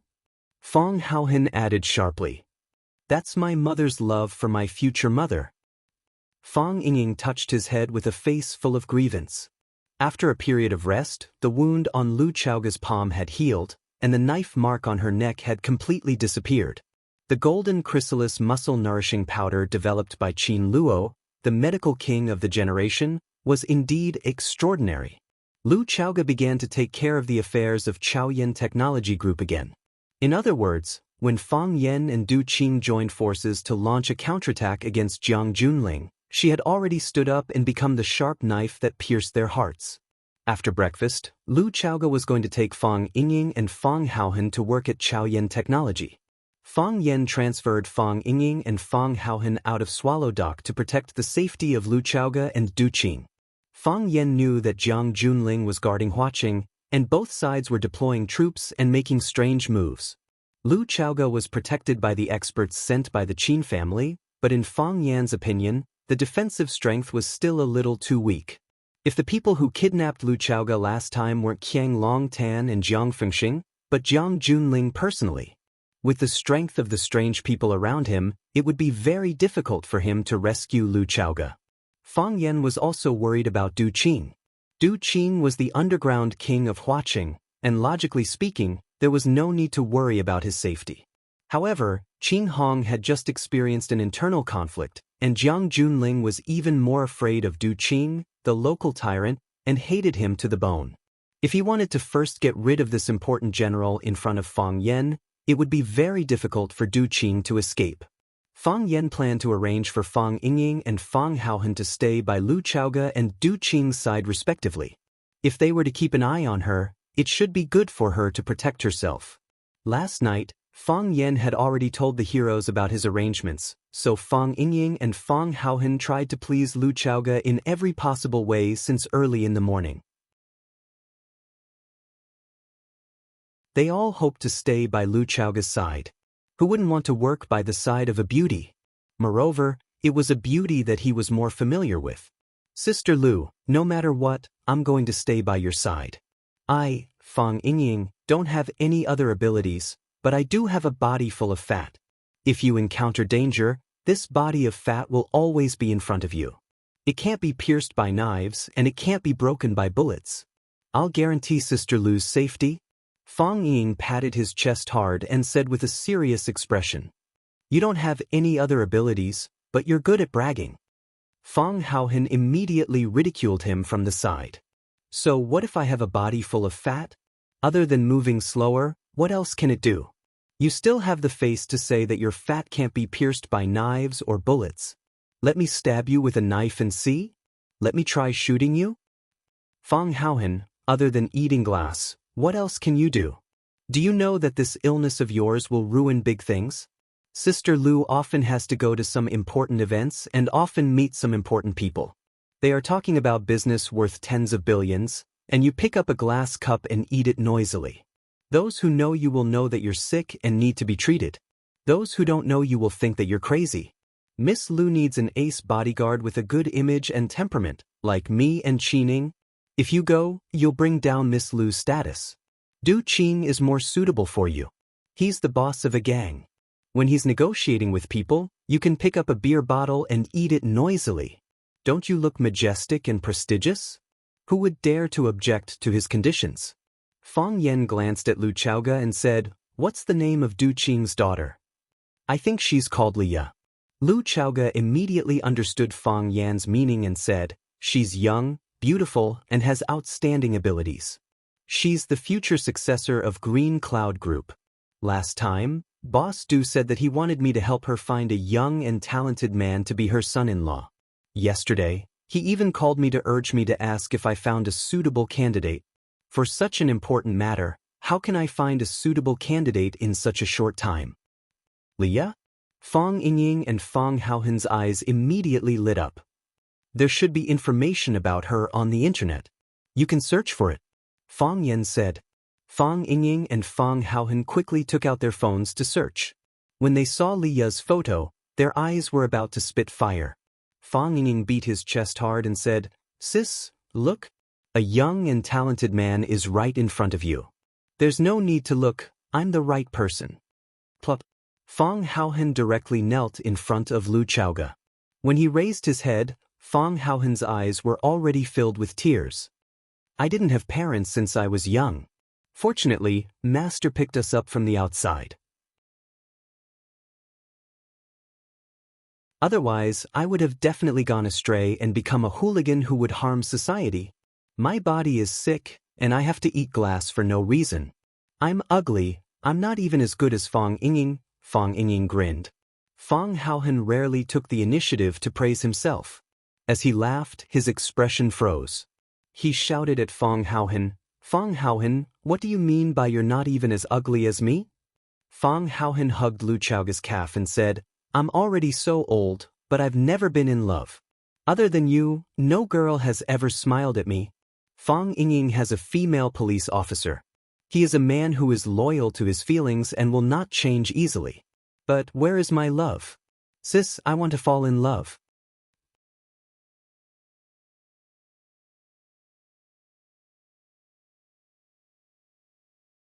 Chapter 539. Fang Haohen was sent to do Qing as he wished, and Fang Yingying was taken to Chaoyan Technology by Lu Chaoga. Fang Yingying was full of grievances, but he was a man who was serious and loyal to his feelings. Since he had fallen in love with Sun Li before, he must persist in his feelings. He didn't even have a chance to refute. Fang Yan drove to school for work. The security guard was doing the same regular and leisurely work as before, checking the post. Fang Yan didn't stand at the school gate to check the post. Instead, he sat in the security booth, made a cup of tea, and read the newspaper. Life at school was very comfortable and leisurely. It was suitable for Fang Yan's state of mind to rest and relax at this time. 3 years ago, the heart of Tai Chi made a breakthrough. Fang Yan defeated Xianxia military department and became a new star in the martial arts world. Because his father, Fang Yixing, died in the battle, Fang Yan's body was full of hostility, and the heart of Tai Chi was covered in dust. In the past 3 years, the heart of Tai Chi didn't make any progress or show signs of another breakthrough. Fang Yan wanted to know what the heart of Tai Chi would be like after another breakthrough. Fang Yan wanted to know what the heart of Tai Chi would be like after another breakthrough. The way of Tai Chi was to let nature take its course. The more anxious you were, the more you would retreat. The reason why Yi Ro could make another breakthrough so quickly was also related to her mentality of having no desires. Yi Ro could have no desires, but could Fang Yan also have no desires? Yi Ro believed in martial arts wholeheartedly, while Fang Yan pursued the great power that the breakthrough of martial arts would bring to him. Only with power could he protect himself and avenge his father. Stay calm. Fang Yan comforted himself countless times in his heart. When he was in Swallow Dock, facing his father's tombstone and the traces left by his father, it was difficult for him to maintain this kind of calmness. However, he could do it in school. This was a school, a place where teachers taught and educated people, a place where students absorbed nutrition and rich knowledge. This was a sacred place, so sacred that it couldn't be tarnished and destroyed by the scheming, violence, and cruelty outside. At least, that was what Fang Yan thought. Baldy walked over with a teacup in his hand and said, There's nothing much to do here. You can take a walk around the school. The scenery at the Sparrow River is not bad.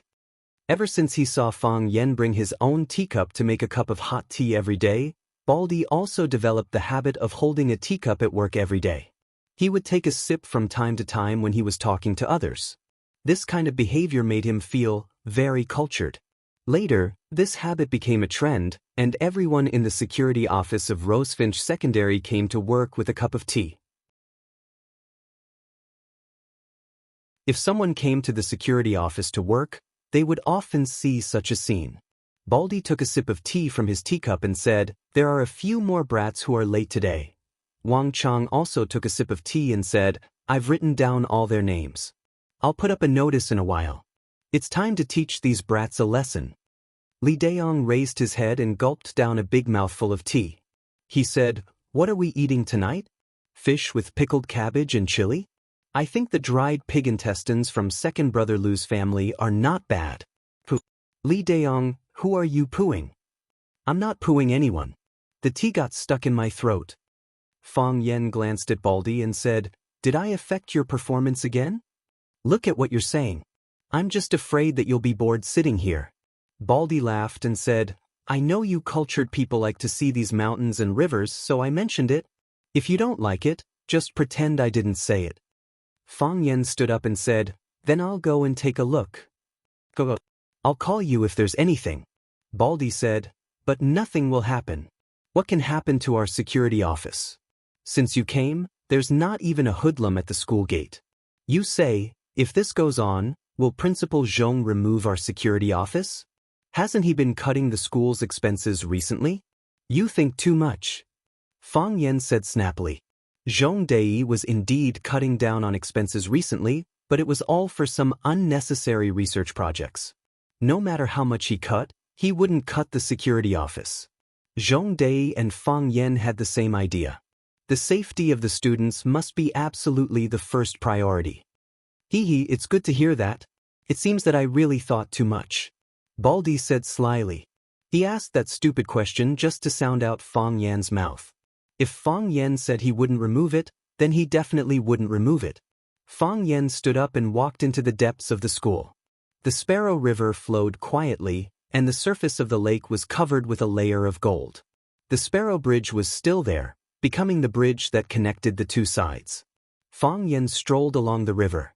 The trees were dense, the grass was long, and the soil exuded an alluring fragrance. The scenery was beautiful, and it made people feel relaxed and happy. Seeing that there was no one around, Fang Yen stood by the side of the Sparrow River and put on a Tai Chi stance, preparing to do a round of Tai Chi focused on the mind and not the routine. The body moved at will, which was why the heart of Tai Chi appeared. Concentrating, the Dantian fire ignited. Whatever he thought of, he would go wherever he thought of. His Tai Chi plum blossom steps produced plum blossoms in 3 steps, and his Tai Chi palm became the wind. He wore a green robe and had a jade-like face. When he was quiet, he was like a crane playing in the water. When he was heavy, he was like a roaring dragon. He lifted something heavy as if it were light, and something light as if it were heavy. He was sometimes fast and sometimes slow, sometimes hidden and sometimes visible. All his skills were now under the early morning sun.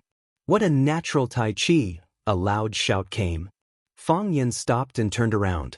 He saw the excited Ho Zhendong, the martial arts fanatic, standing not far away and sizing him up. Why are you here? Fang Yen asked. Fang Yen didn't ask how he got in. With the martial arts fanatic Ho Zhendong's cultivation, he could even enter and exit within the red walls, let alone a school. Baldy and the others could stop the gangsters and ruffians, but they couldn't stop an expert from the Jianghu. They probably didn't even know that a martial arts fanatic had entered, right? I'm here to thank you in person, the martial arts fanatic said with a smile. Thank you? Fang Yen asked, puzzled. He didn't remember doing any favors for the martial arts fanatic. If possible, he wished that he had never met this maniac.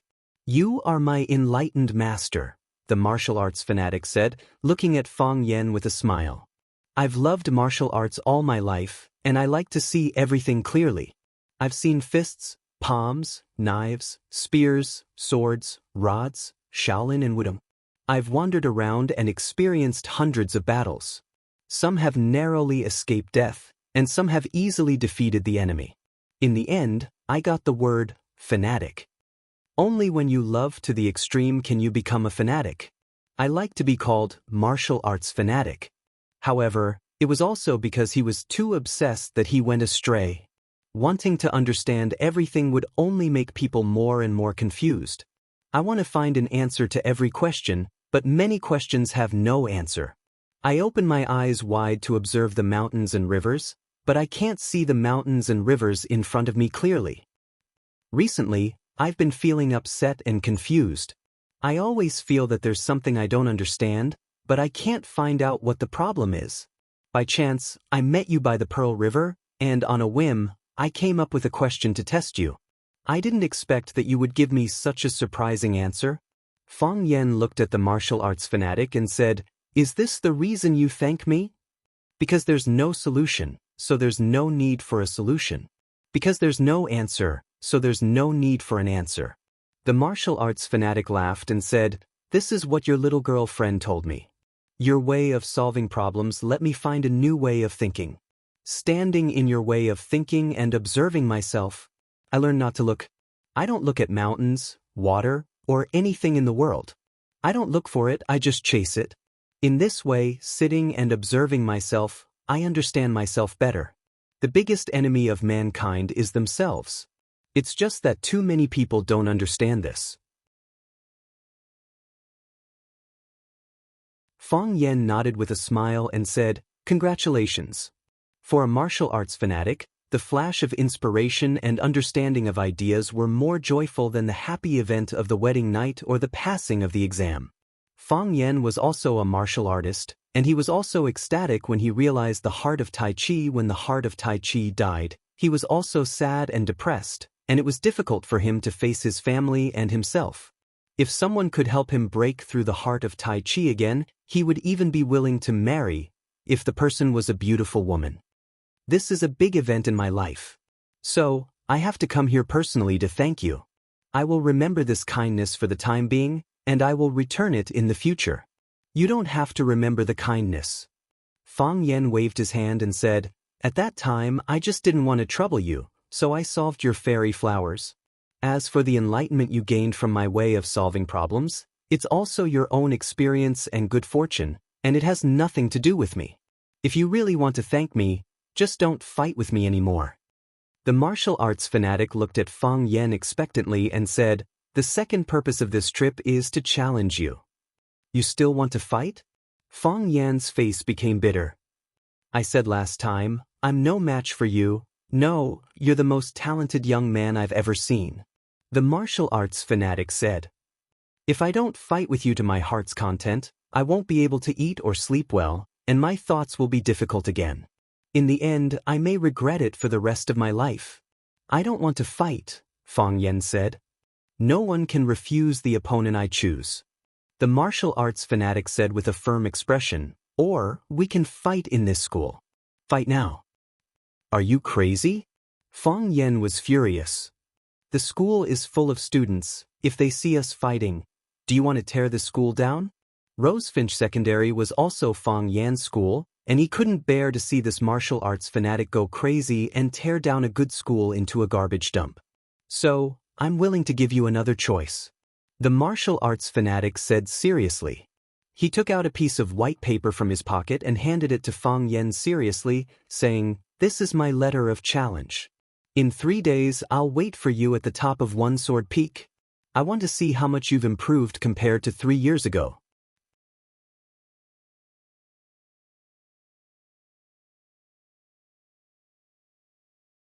Chapter 540. Fang Yan didn't take the paper from the martial addict and said, "I already said, I don't want to fight. I don't want to fight with you, and I can't beat you. How can you be like this?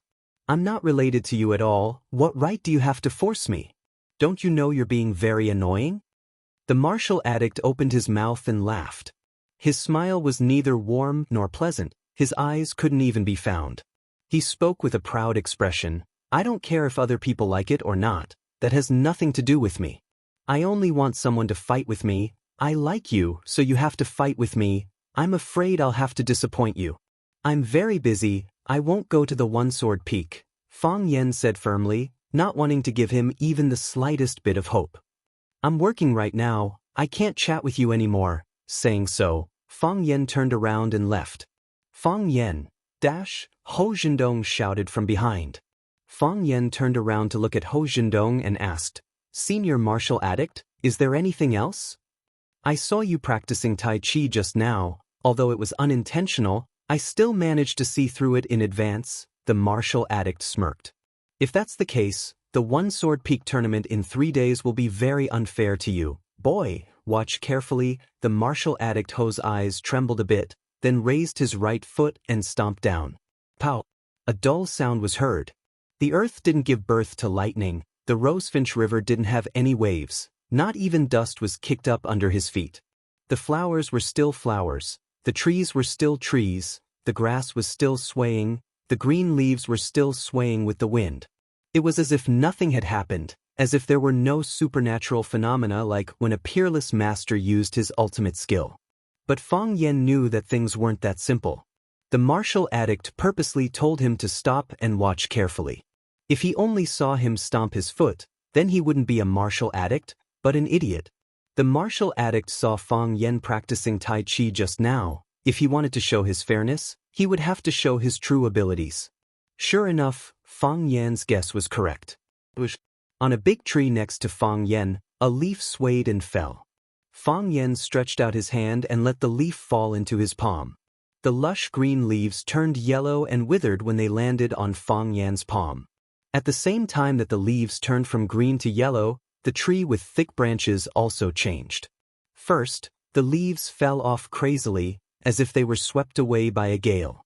Then, the originally sturdy tree branches also fell, as if an invisible giant axe was quickly chopping them off. Branches of different sizes fell to the ground, making crackling noises.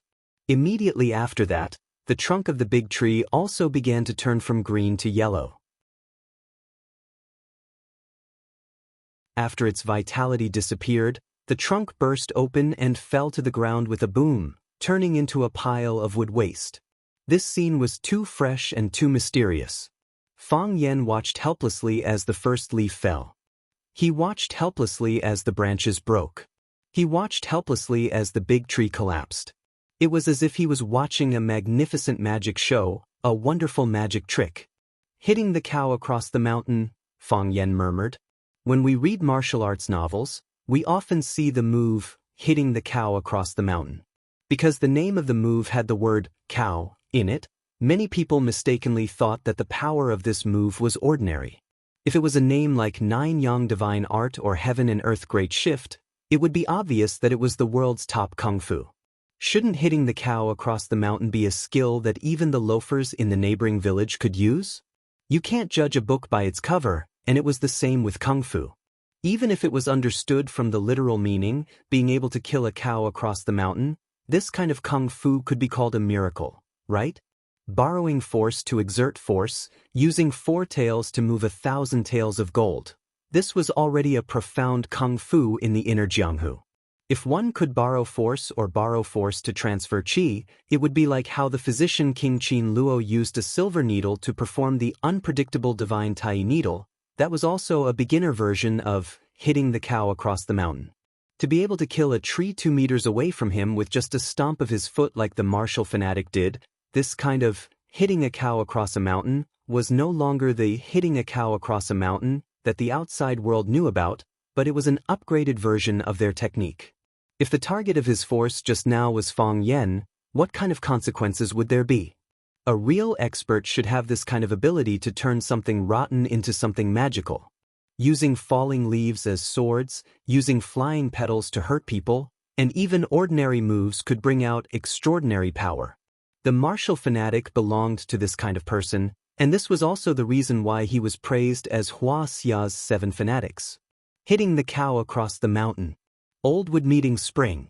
The sea of martial arts was boundless, but the path of seeking Tao was firm and long. When Fang Yan woke up from his deep thoughts, the martial fanatic Ho Jindong in front of him had already disappeared. On another tree hung a letter of challenge from the martial fanatic to Fang Yan. Fang Yan walked over and took down the letter of challenge. The calligraphy on it was extremely ugly. I heard that you are a young hero with great achievements in martial arts. I hope to have a duel with you. I will accompany you when you eat, I will watch over you when you sleep. I will follow you when you work, I will send you home.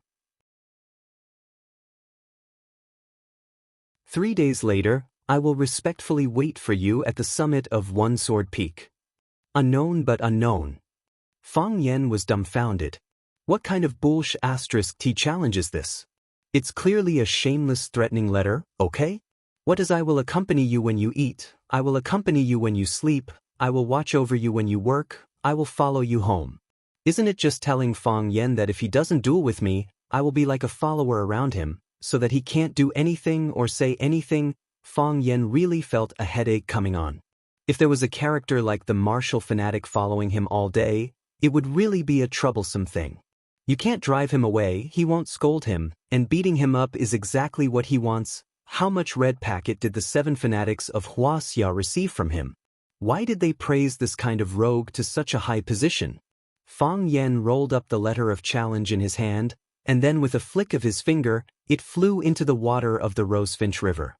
The paper was soaked by the river water, and then slowly dispersed and sank to the bottom of the river. I won't fight. Fang Yen made up his mind. When Fang Yen crossed the Rosefinch Bridge and was about to return to the security office, he saw that there were two groups of students confronting each other in the woods by the Rosefinch River. Students are young and impetuous, and quarrels and fights are common. But because of the school's strict rules, the majority of students resolve their small conflicts outside of school. So, don't leave after school, or see you in the school woods, has become a threat that the students often say. It's really rare to see two groups of people collide on campus, especially after Zhong Dei became the principal of the school. This kind of thing is extremely rare. One side only has 2 students, the other side has 5 or 6 students. It was obvious that the side with more people had surrounded the side with fewer people. Blocking people, this is also something that students often do.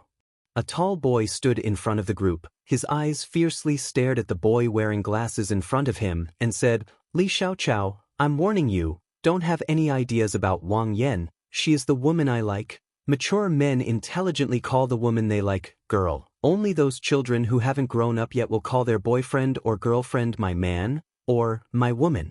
She is my girlfriend. Li Xiaochao retorted. Even though he knew that the other side has more people and his only teammate is still trembling and hiding behind him, but the young man's face and dignity made him not willing to back down. Just because you say it's your girlfriend, then it's your girlfriend? The tall boy, very dissatisfied, said, I also said she is my wife. Does that mean other men can't chase her? She has always been my girlfriend. Li Xiaochao's eyes were red, but his voice was still firm. She's not your girlfriend. She's just with you for the time being. The tall boy tried to argue. Today I came to find you to talk about this matter.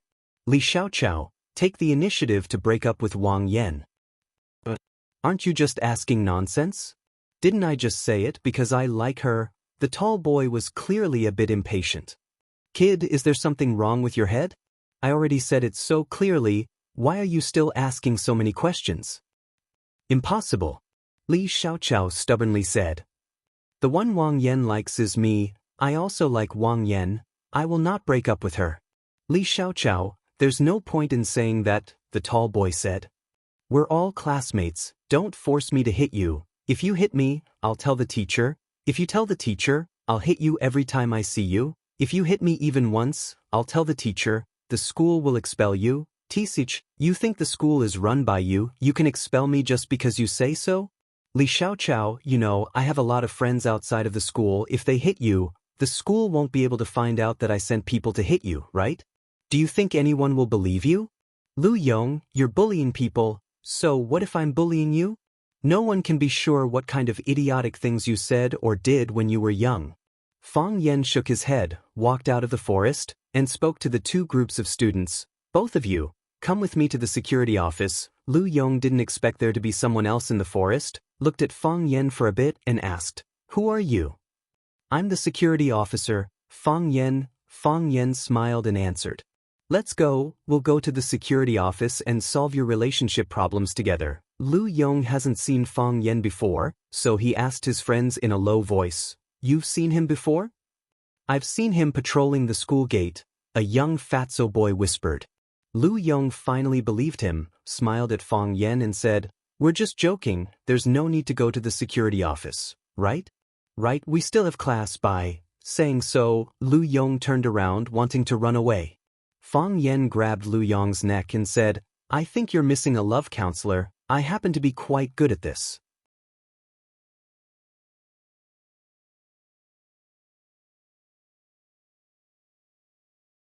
Chapter 541. Security Office. Fang Yen looked at the students standing in front of him and said, Tell me, what's going on? Li Xiaochao glanced at Fang Yen and lowered his head without saying anything. Lu Yong said with a smile, Teacher, we were just joking. Is it Li Xiaochao? There were countless high school students who fell in love, but the school had a rule that forbade relationships. Regardless of whether it was Li Xiaoqiao who was in the right in this conflict, or Lu Yong who was not in the right, they did not want their relationship to be known or involved by the school. It would be even worse if they were asked to go back and call their parents. Li Xiaoqiao didn't want to become Lu Yong's puppet, but he also didn't want the school's teachers or parents to know that he was in a relationship with his classmate, so he said in a deep voice, "We were just joking. It's nothing." Fang Yan looked at Li Xiaoqiao and said, "I know what you are worried about. But have you ever thought about it? If I pretend to believe that nothing happened between the two of you, after you walk out of my place, he will once again bring people to block you and separate you from your girlfriend. Your girlfriend's name is Wang Yan? What will you do then?"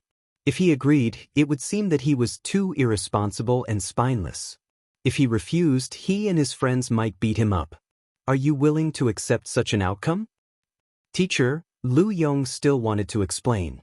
Fang Yan looked at him sharply and said, "Lu Yong, I saw it all. Are you going to lie to my face?" Li Xiaoqiao hesitated for a long time, then finally said, "I'm in love with Class 9's Wang Yan. He forced me and Wang Yan to separate. Li Xiaoqiao, you idiot." Lu Yong cursed. "If I die, you won't be able to escape either." Fang Yan looked at Lu Yong and asked, "Is that so?" Lu Yong and Fang Yan looked at each other for a while before saying helplessly, "Yes." Fang Yan nodded and asked, "Why did you separate Li Xiaoqiao from his girlfriend?" "Because I like Wang Yan." "Because you like Wang Yan, you want to separate Li Xiaoqiao and Wang Yan?" Fang Yan asked. Young people's views on love were so simple and direct. "Because I like this person, so you can't be with this person." "Because you like a dress, somebody else has to take it off." "Because you like a sports car, others have to give up their sports cars." "Because you like this earth, others have to move to Mars. Is that it?" "That's different," Lu Yong argued. "Which aspect is different?" "Clothes are clothes, sports cars are sports cars, they're different from girlfriends." "You mean, I can't give you the clothes or the sports car, but I can give you the girlfriend?" "From what you know, you can't even give up clothes and sports cars. Why do you think you can give up your girlfriend?" "That's not what I meant. I don't think I can sell my girlfriend." "Then what did you do to Li Xiaoqiao mean?" "I just feel that Wang Yan and I are more suited for each other." "What if after Wang Yan gets together with you, someone feels that he and Wang Yan are more suitable and wants you to break up with her?" "I fought him with all my might." "Look, if you can't do it yourself, how can you expect someone else to do it?" Fang Yan asked with a smile. Lu Yong looked at Li Xiaoqiao and said with an embarrassed expression, "This is my fault, Li Xiaoqiao. I'm sorry." Li Xiaoqiao didn't expect Lu Yong to apologize to him. Slightly surprised, he smiled and said, "It's fine. It's all in the past anyway." Fang Yan looked at Lu Yong and asked, "Have you given up yet?" Lu Yong looked at Fang Yan with a strange expression and said, "Teacher, I mean, don't teachers forbid students from dating? How did I openly discuss this issue with you guys?" "That's right," Lu Yong nodded. "If other teachers find out who's in a relationship, they'll either pull you to the office to scold you or ask you to write a self-reflection letter. Is it useful?" Fang Yan asked. "What?"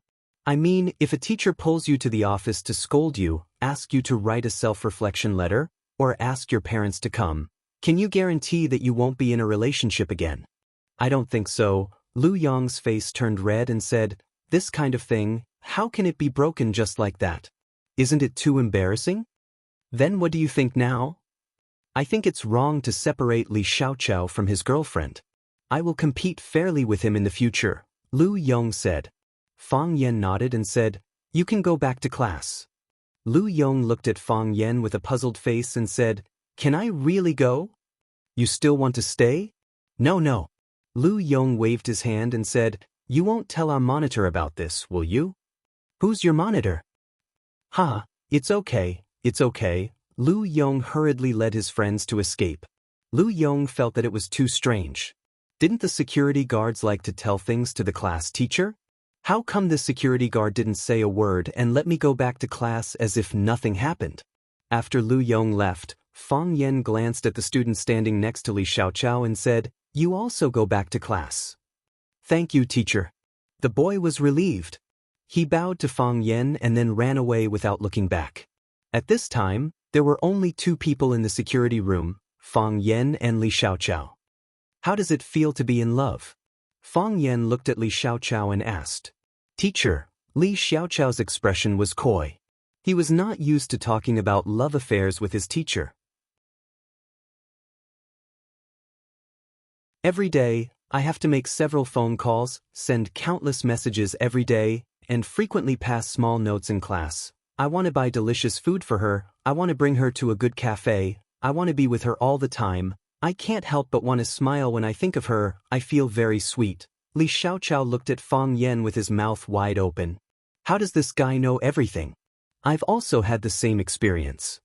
Fang Yan said with a smile. When he fell in love with Phoenix, it was the same feeling.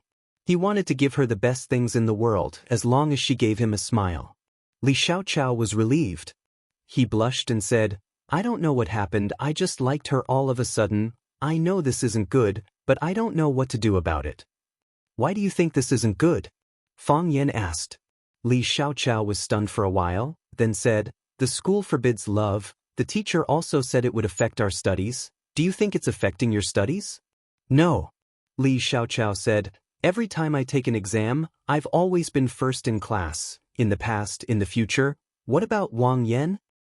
Her academic performance has never been very good. If your love doesn't affect your studies, not only does it not affect you, but you can also encourage each other and improve together. Would the teacher still use this reason to stop you? Li Xiaoqiao blankly looked at Fang Yan and said, Teacher, what do you mean? Fang Yan smiled and said, actually, I don't mean anything. You're no longer a child, you already have your own thoughts. If we tell you what you must do or what you can't do, you'll have a rebellious mentality instead. I just want to tell you that you have to think carefully before you do anything.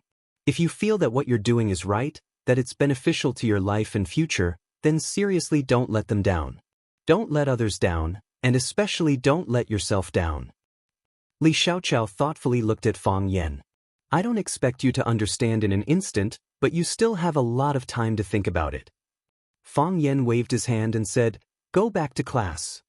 Li Xiaoqiao bowed deeply to Fang Yan and said, thank you, teacher, I understand what I should do. When Fang Yan came out of the office, he just happened to see Baldy running in from outside. Baldy glanced inside the office and said, where are those bastards? What bastards? Fang Yan asked. They said you brought a group of students to the office. Did those bastards get into a fight again? Baldy asked with concern. Is everything okay? Nothing, Fang Yan said. I asked them to investigate something, and they've already gone back to class. That's good. Baldy was relieved. I'm just afraid of the students fighting. They're all hot-tempered kids, they won't hold back even the slightest bit. By the way, are you okay today? What's wrong? Fang Yan looked at Baldy cautiously and asked. It's nothing, it's just that someone wants to see you. Fang Yan thought for a bit and asked, is it Su Qi?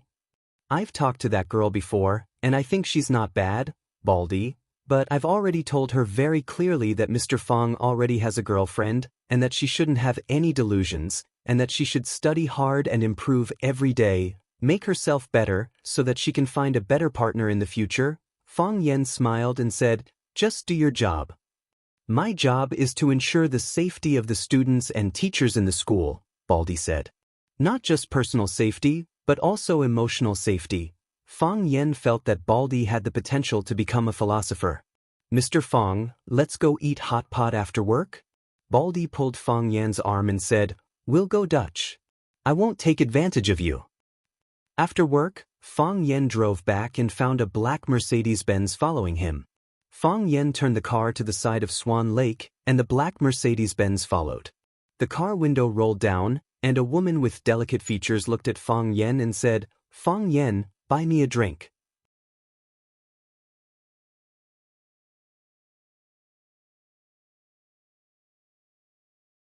Chapter 542. The Mercedes-Benz and BMW were very close to each other, so Fang Yan was not far from the woman. Fang Yan looked at this woman who was definitely not supposed to appear here and say such words to him with a puzzled expression. He asked, did you find the wrong person? I'm not looking for the wrong person. The person I am looking for is you. Fang Yan. Jiang Shangxin confirmed her stance once again as she looked into Fang Yan's eyes with an extremely determined gaze. Treat me to a drink. Why? Fang Yan asked. Buy me. Fang Yan felt that this woman was too weird. Buy him. She was the daughter of the Jiang family. If she wanted to drink, she should look for someone from the Jiang family. Jiang Junling or someone else from the Jiang family. She was Jiang Zhuliu's woman. If she wanted to drink, she should look for her husband, Jiang Zhulu, or someone else who was close to her. Buy him. Wasn't she clear enough? She was the thorn in Jiang Junling's side, the thorn in Jiang Zhuliu's flesh, and the mortal enemy of the Jiang family and the Jiang family. If Fang Yan's guess was right, they would push the blame for the tragic deaths of Feng Xing and Shangxin's father on him. Why did she ask the enemy who killed her father to treat her to a drink? Fang Yan's first reaction was that this was a conspiracy, a trap, and a honey trap. Fang Yan scoffed at this behavior. Who did they think he was? Was he the kind of man who would be easily tempted by beauty? He looked at Jiang Shangxin's pretty face seriously. As he was taller than Jiang Shangxin and his eyes were very bright, he was able to see the large patch of snow white at the collar of Jiang Shangxin's white satin shirt. Gulp, gulp. Fang Yan swallowed a few mouthfuls of saliva and felt a little thirsty. Because I couldn't find anyone else, Jiang Shangxin said. Her expression was gloomy and her voice was low. She looked like a pitiful child who had been wronged but couldn't voice it out. Fang Yan had not expected her to give such an answer. Based on her understanding of Jiang Shangxin, she was a very proud girl. To make a proud person admit that he wanted to drink but couldn't find anyone else. It seemed that this was indeed a well-designed honey trap. Fang Yan was too angry. He didn't expect his opponent to be so insidious and cunning. He actually used such a despicable and wretched method. Who did they think they were? Fang Yan decided to challenge his weakness. As such, Fang Yan looked at Jiang Shangxin and said, I'm fine with tea, but I'm not familiar with bars. Follow me, Jiang Shangxin said. As she spoke, she had already rolled up the window. Then he started the car and led the way. Fang Yan's fingers tapped on the steering wheel, and his body softly leaned against the leather seat. With a faint smile on his face, he said, How interesting. Seeing that the black Mercedes-Benz was about to leave his sight, Fang Yan stepped on the accelerator, and the car rushed toward the Mercedes-Benz in front like a stallion in heat. The King Bar. Jiang Shangxin parked the car at the entrance of the bar and stood there, waiting for Fang Yan to arrive. Fang Yan parked the car. Just as he got out of the car, Jiang Shangxin took the initiative to hug his arm. A strong fragrance wafted over. It was a very seductive perfume that Jiang Shangxin used. Fang Yan's sense of smell was very sensitive. He knew that this was not just a simple perfume, but also the natural body fragrance of a mature woman. When the two fragrances mixed together, it gave one an impulse to let one's imagination run wild. Furthermore, Jiang Shangxin was wearing a mid-sleeved shirt. When she hugged Fang Yan, a small part of her arm was in close contact with Fang Yan's body. When they were walking, their bodies would touch from time to time. As long as Fang Yan exerted a little force, he would be able to knead her into his body. Such a charming little beauty took the initiative to approach him without any precaution. Even if Fang Yan had the ability to remain calm and composed, he still felt a sense of defeat. He was afraid that he would accidentally turn into a big bad wolf and eat the little white rabbit in front of him. What was worse was that this woman was Jiang Zhuliu's wife. Damn it. Why did he feel so crazy and excited when he thought of this? Fang Yan dodged to the side and said, Isn't this a little inappropriate? Everyone is like this. Jiang Shangxin held Fang Yan's arm and walked straight into the bar, not caring about Fang Yan's feelings at all. You didn't approach me on purpose to get Jiang Zhulu to catch you in the act, right? Fang Yan asked worriedly. A sarcastic smile appeared on Jiang Shangxin's face, and she said, Fang Yan, you don't have to test him anymore. Given Jiang Zhuliu's character, he would pretend not to know even if he knew that I rolled around in bed with another man. What's the point of catching him in the act? Exposing his wife's affair with another man and letting more people know about it, then losing his dignity. Do you think Jiang Zhulu would do such a stupid thing? Fang Yan thought about it and said, Indeed, he wouldn't. This doesn't fit his style. Would you? Jiang Shangxin asked. My wife wouldn't betray me. Fang Yan said. You are really confident. Whoever snatches a good husband like me would cover their mouth and secretly laugh. Every 1st and 15th day of the lunar month, they would offer more incense to Guanyin Bodhisattva. It was still early, and there weren't many people in the bar. American rock music was playing in the bar, but it wasn't as violent and crazy as it was during the climax of the night. Fang Yan thought that Jiang Shangxin would bring him to the lobby of the bar or find a seat at the bar counter. Unexpectedly, Jiang Shangxin didn't enter the interior of the bar, but directly entered a passage at the side. There was an elevator at the end of the passage, and there were 2 bodyguards in black waiting at the door. When the 2 of them walked over, the bodyguards in black looked at them warily.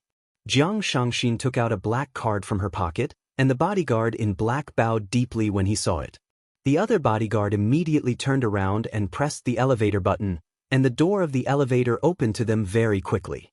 While Fang Yan was still thinking about where the elevator was going to take them, Jiang Shangxin had already pulled Fang Yan's arm into the elevator. Fang Yan's foot stepped on the elevator, and the door couldn't close, so it sounded an alarm. Jiang Shangxin turned around and looked at Fang Yan.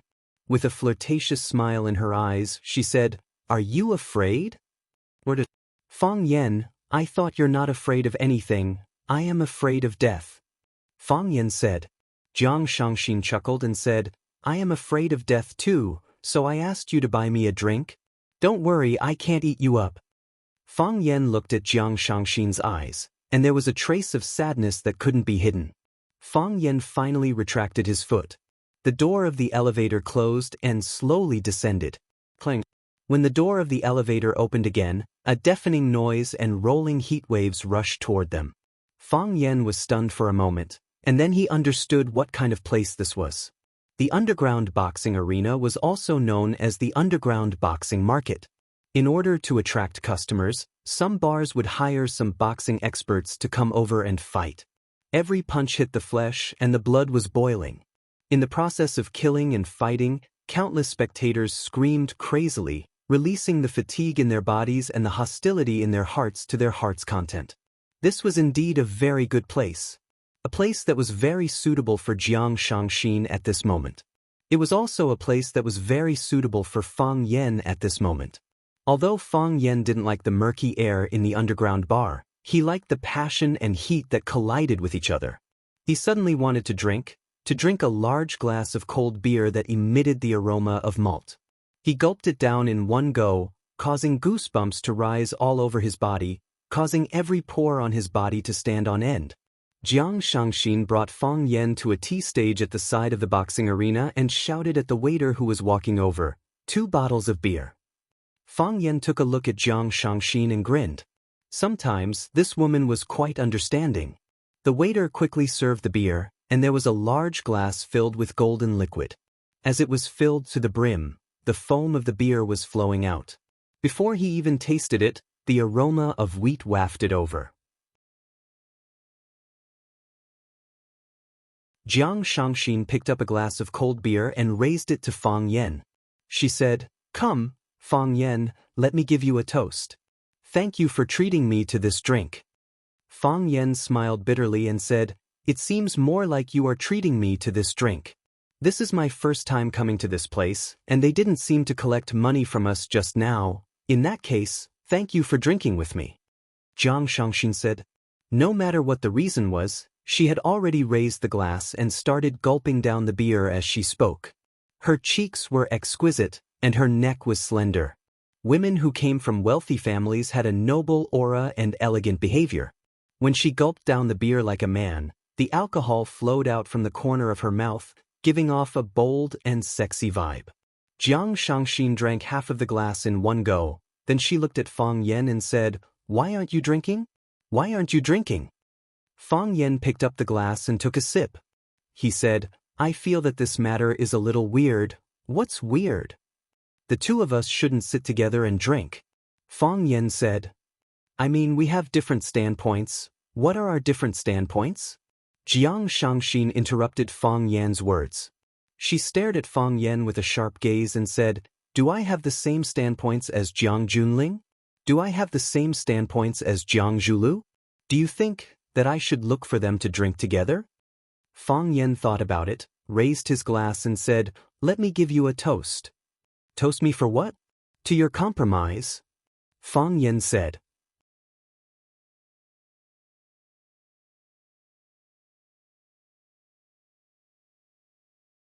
Chapter 543. To your grievances, to your anger and indignation, to your loneliness and helplessness, and to your strength and bravery. Jiang Shangxin had been holding it in for the past few days. She felt that she was about to explode. She was like a vacuum-packed fish. She breathed with all her might and struggled over and over again. In the end, she could only spit out bubbles helplessly. Her body was getting weaker and weaker, and her consciousness was getting more and more blurry. She was going to die. She knew that she was going to die if she didn't do something. What kind of woman am I? Jiang Shangxin gulped down a big mouthful of wine and slammed the table in front of her. She looked at Fang Yen, who was sitting opposite her, and shouted, "I am a woman from the Jiang family." "Who is the Jiang family?" "The Jiang family is the Jiang family. It is the Jiang family that everyone envies and fears. As long as you are a member of the Jiang family, you will definitely be the target of everyone's envy and fear. No matter how pretty or ugly you are, no matter how high your IQ is, you are at the top of society. Don't believe the nonsense that there is no hierarchy in this world. Those people who are high up in the hierarchy have terrifying connections and influence. They don't even need to do anything. They only need to frown or signal with their eyes, and those small characters who offend them will die without a burial place." Jiang Shangxin glanced at Fang Yen from the corner of her eyes and said, "Jiang Junling doesn't like you very much. Originally, he thought that he only needed to use his eyes to signal someone to get rid of you, but he didn't expect you to be like a cockroach that can't be killed. Your vitality is quite tenacious, and you make him suffer again and again, making him lose face again and again. Evil will never win over good," Fang Yen said with a serious look. "I stand on the side of good, so he can't win over me." Jiang Shangxin laughed maniacally. She laughed so hard that she was swaying back and forth. She laughed so hard that her voluptuous chest swayed a few times, as if it was about to break through the cage of her shirt and appear right in front of Fang Yen. She pointed at Fang Yen with her finger that was smeared black and said in an extremely disdainful tone, "Fang Yen, what you said is nonsense. Do you believe in such nonsense? How many good people in the world have been wrongfully killed? At that time, why didn't anyone tell them that evil would never prevail over good? This was a society where strength was respected. Whoever has the bigger fist has the right to speak loudly." Shifting Shangxin's arm to the side, he pointed at the two boxers who were engaged in an intense battle in the arena and said, "Look at them, who is evil and who is righteous? Would the side of justice be able to defeat the side of evil?" The only difference is that they are risking their lives on the stage, while countless people are risking their lives off the stage. Fang Yen smiled and said, "You have your own ideas, and I have my own insistence. Our lifestyles are different. Living in that kind of environment, all you see and think about are those powerful people, those influential people who use all kinds of methods to obtain victory after victory. I live in a small village. Except for a few people I don't like, most of the people there are kind-hearted. They don't hesitate to shed blood for something that seems silly to outsiders. It has been passed down from generation to generation and has lasted for thousands of years. When I was young, I had always been thinking about how such a tribe could exist in this world. Until now, I still haven't figured out the answer to this question. Why does such a tribe exist? However, since it already exists, then there should be a reason for it to exist. What's worse is that I'm willing to die for it. I respect and admire those wise sages who have sacrificed themselves and those seniors who have sacrificed themselves. I wonder what kind of choice I would make if it were to be my turn one day? I didn't even think for too long before I got the answer in my heart. If it were to be my turn one day, I would make the same choice as them. My ancestors made such a choice, my great-grandfather made such a choice, My father and uncles made such a choice. How can it be broken when it comes to my generation? We have a custom where we come from. Whenever a descendant of a family dies in battle, the whole village will hang up a white banner. It doesn't matter if there were any disputes, quarrels, or who knocked out someone's front teeth or who broke someone's arm. On that day, all grudges and grudges will be put down, and the deceased will be the most important. To me, these people are all righteous. They aren't even afraid of death, so why would they be afraid of the temporary dark clouds that cover the sun? Jiang Shangxin didn't expect Fang Yan to say such things to her. After being in a daze for a while, she asked, "The place that you are talking about is Swallow Dock?" "That's right." Fang Yan nodded. "General, get off the horse, Prime Minister. Swallow Dock. If there's a chance, I must go and take a look," Jiang Shangxin said with infinite longing. "Because of you, I know of such a place and its various legends. But I always feel that those legends are too far away, and those stories are too old. I feel that everything is exaggerated and made up. So, such a group of people really exists. Remember to park your car at the threshing ground at the entrance of the village." Fang Yan smiled and said, "Other than the cars of our own people in the village, all the cars that go to other places will be parked there." "I remember." Jiang Shangxin said, "Are you sending me an invitation?" "If I go to Swallow Dock, you'll entertain me, right?" Fang Yan smiled and asked, "Now, do you believe that evil will never prevail over good?" Jiang Shangxin shook her head and said, "I don't believe it. Just like what you said before, I've seen too many good people being purged and buried. This is a cannibalistic society, and some people will really open their bloody mouths to eat people. Just like you come from such a magical place. Do you have the confidence to defeat Jiang Junling? Even if you defeat Jiang Junling, there's still the powerful Jiang family behind him. Fang Yan, you might not understand, but you're only fighting against Jiang Junling now. To Jiang Junling you're an opponent, but to the Jiang family, you're just a piece of stone to sharpen their blades. Either the knife is sharpened by the stone, or the stone cuts a hole in the knife. At most, they'll just change to another knife and continue to sharpen it. But have you ever thought that when you, the stone, cut off one knife after another from the Jiang family, when you make the Jiang family feel threatened, they'll come at you in full force. The sky will fall, the earth will crack, and the rivers will flow in reverse. At that time, will you still be able to withstand it? I know that the Jiang family order is the knife of the Jiang family, and I also know that the Jiang family is very powerful and makes people feel helpless." Fang Yan played with the tall beer mug in his hand and said, "But I can't just let them bully me without saying anything or doing anything, right? If that's the case, I'll become another good person being purged and buried by the bad guys." Fang Yan looked at Jiang Shangxin and said, "I know that your heart is filled with anger, and I can completely understand how you're feeling right now." "You can't understand." Jiang Shangxin sneered. "People who haven't experienced it shouldn't easily say that they can understand others. To a patient with cancer, don't tell him that you're as sad as him. You can't possibly be as sad as him, you're just saying it. When you walk out of the ward, you'll be able to see the blue sky and white clouds, you'll be able to breathe in fresh air, and you'll be able to continue your rich and colorful life.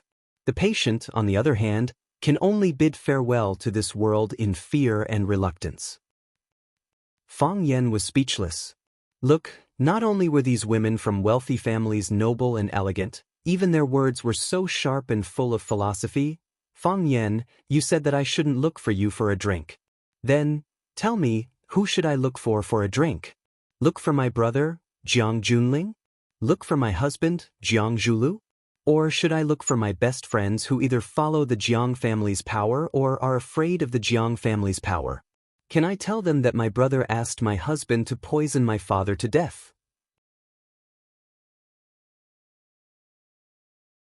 Can I tell them that I hate them to the core, yet I still have to force a smile and pretend that nothing happened and that I don't know anything? There was a type of grievance that couldn't be vented. Your heart was bleeding, yet you still had to smile and chat with the people who stabbed you. Who could understand such pain?" Jiang Shangxin picked up the beer mug in front of her and gulped it down.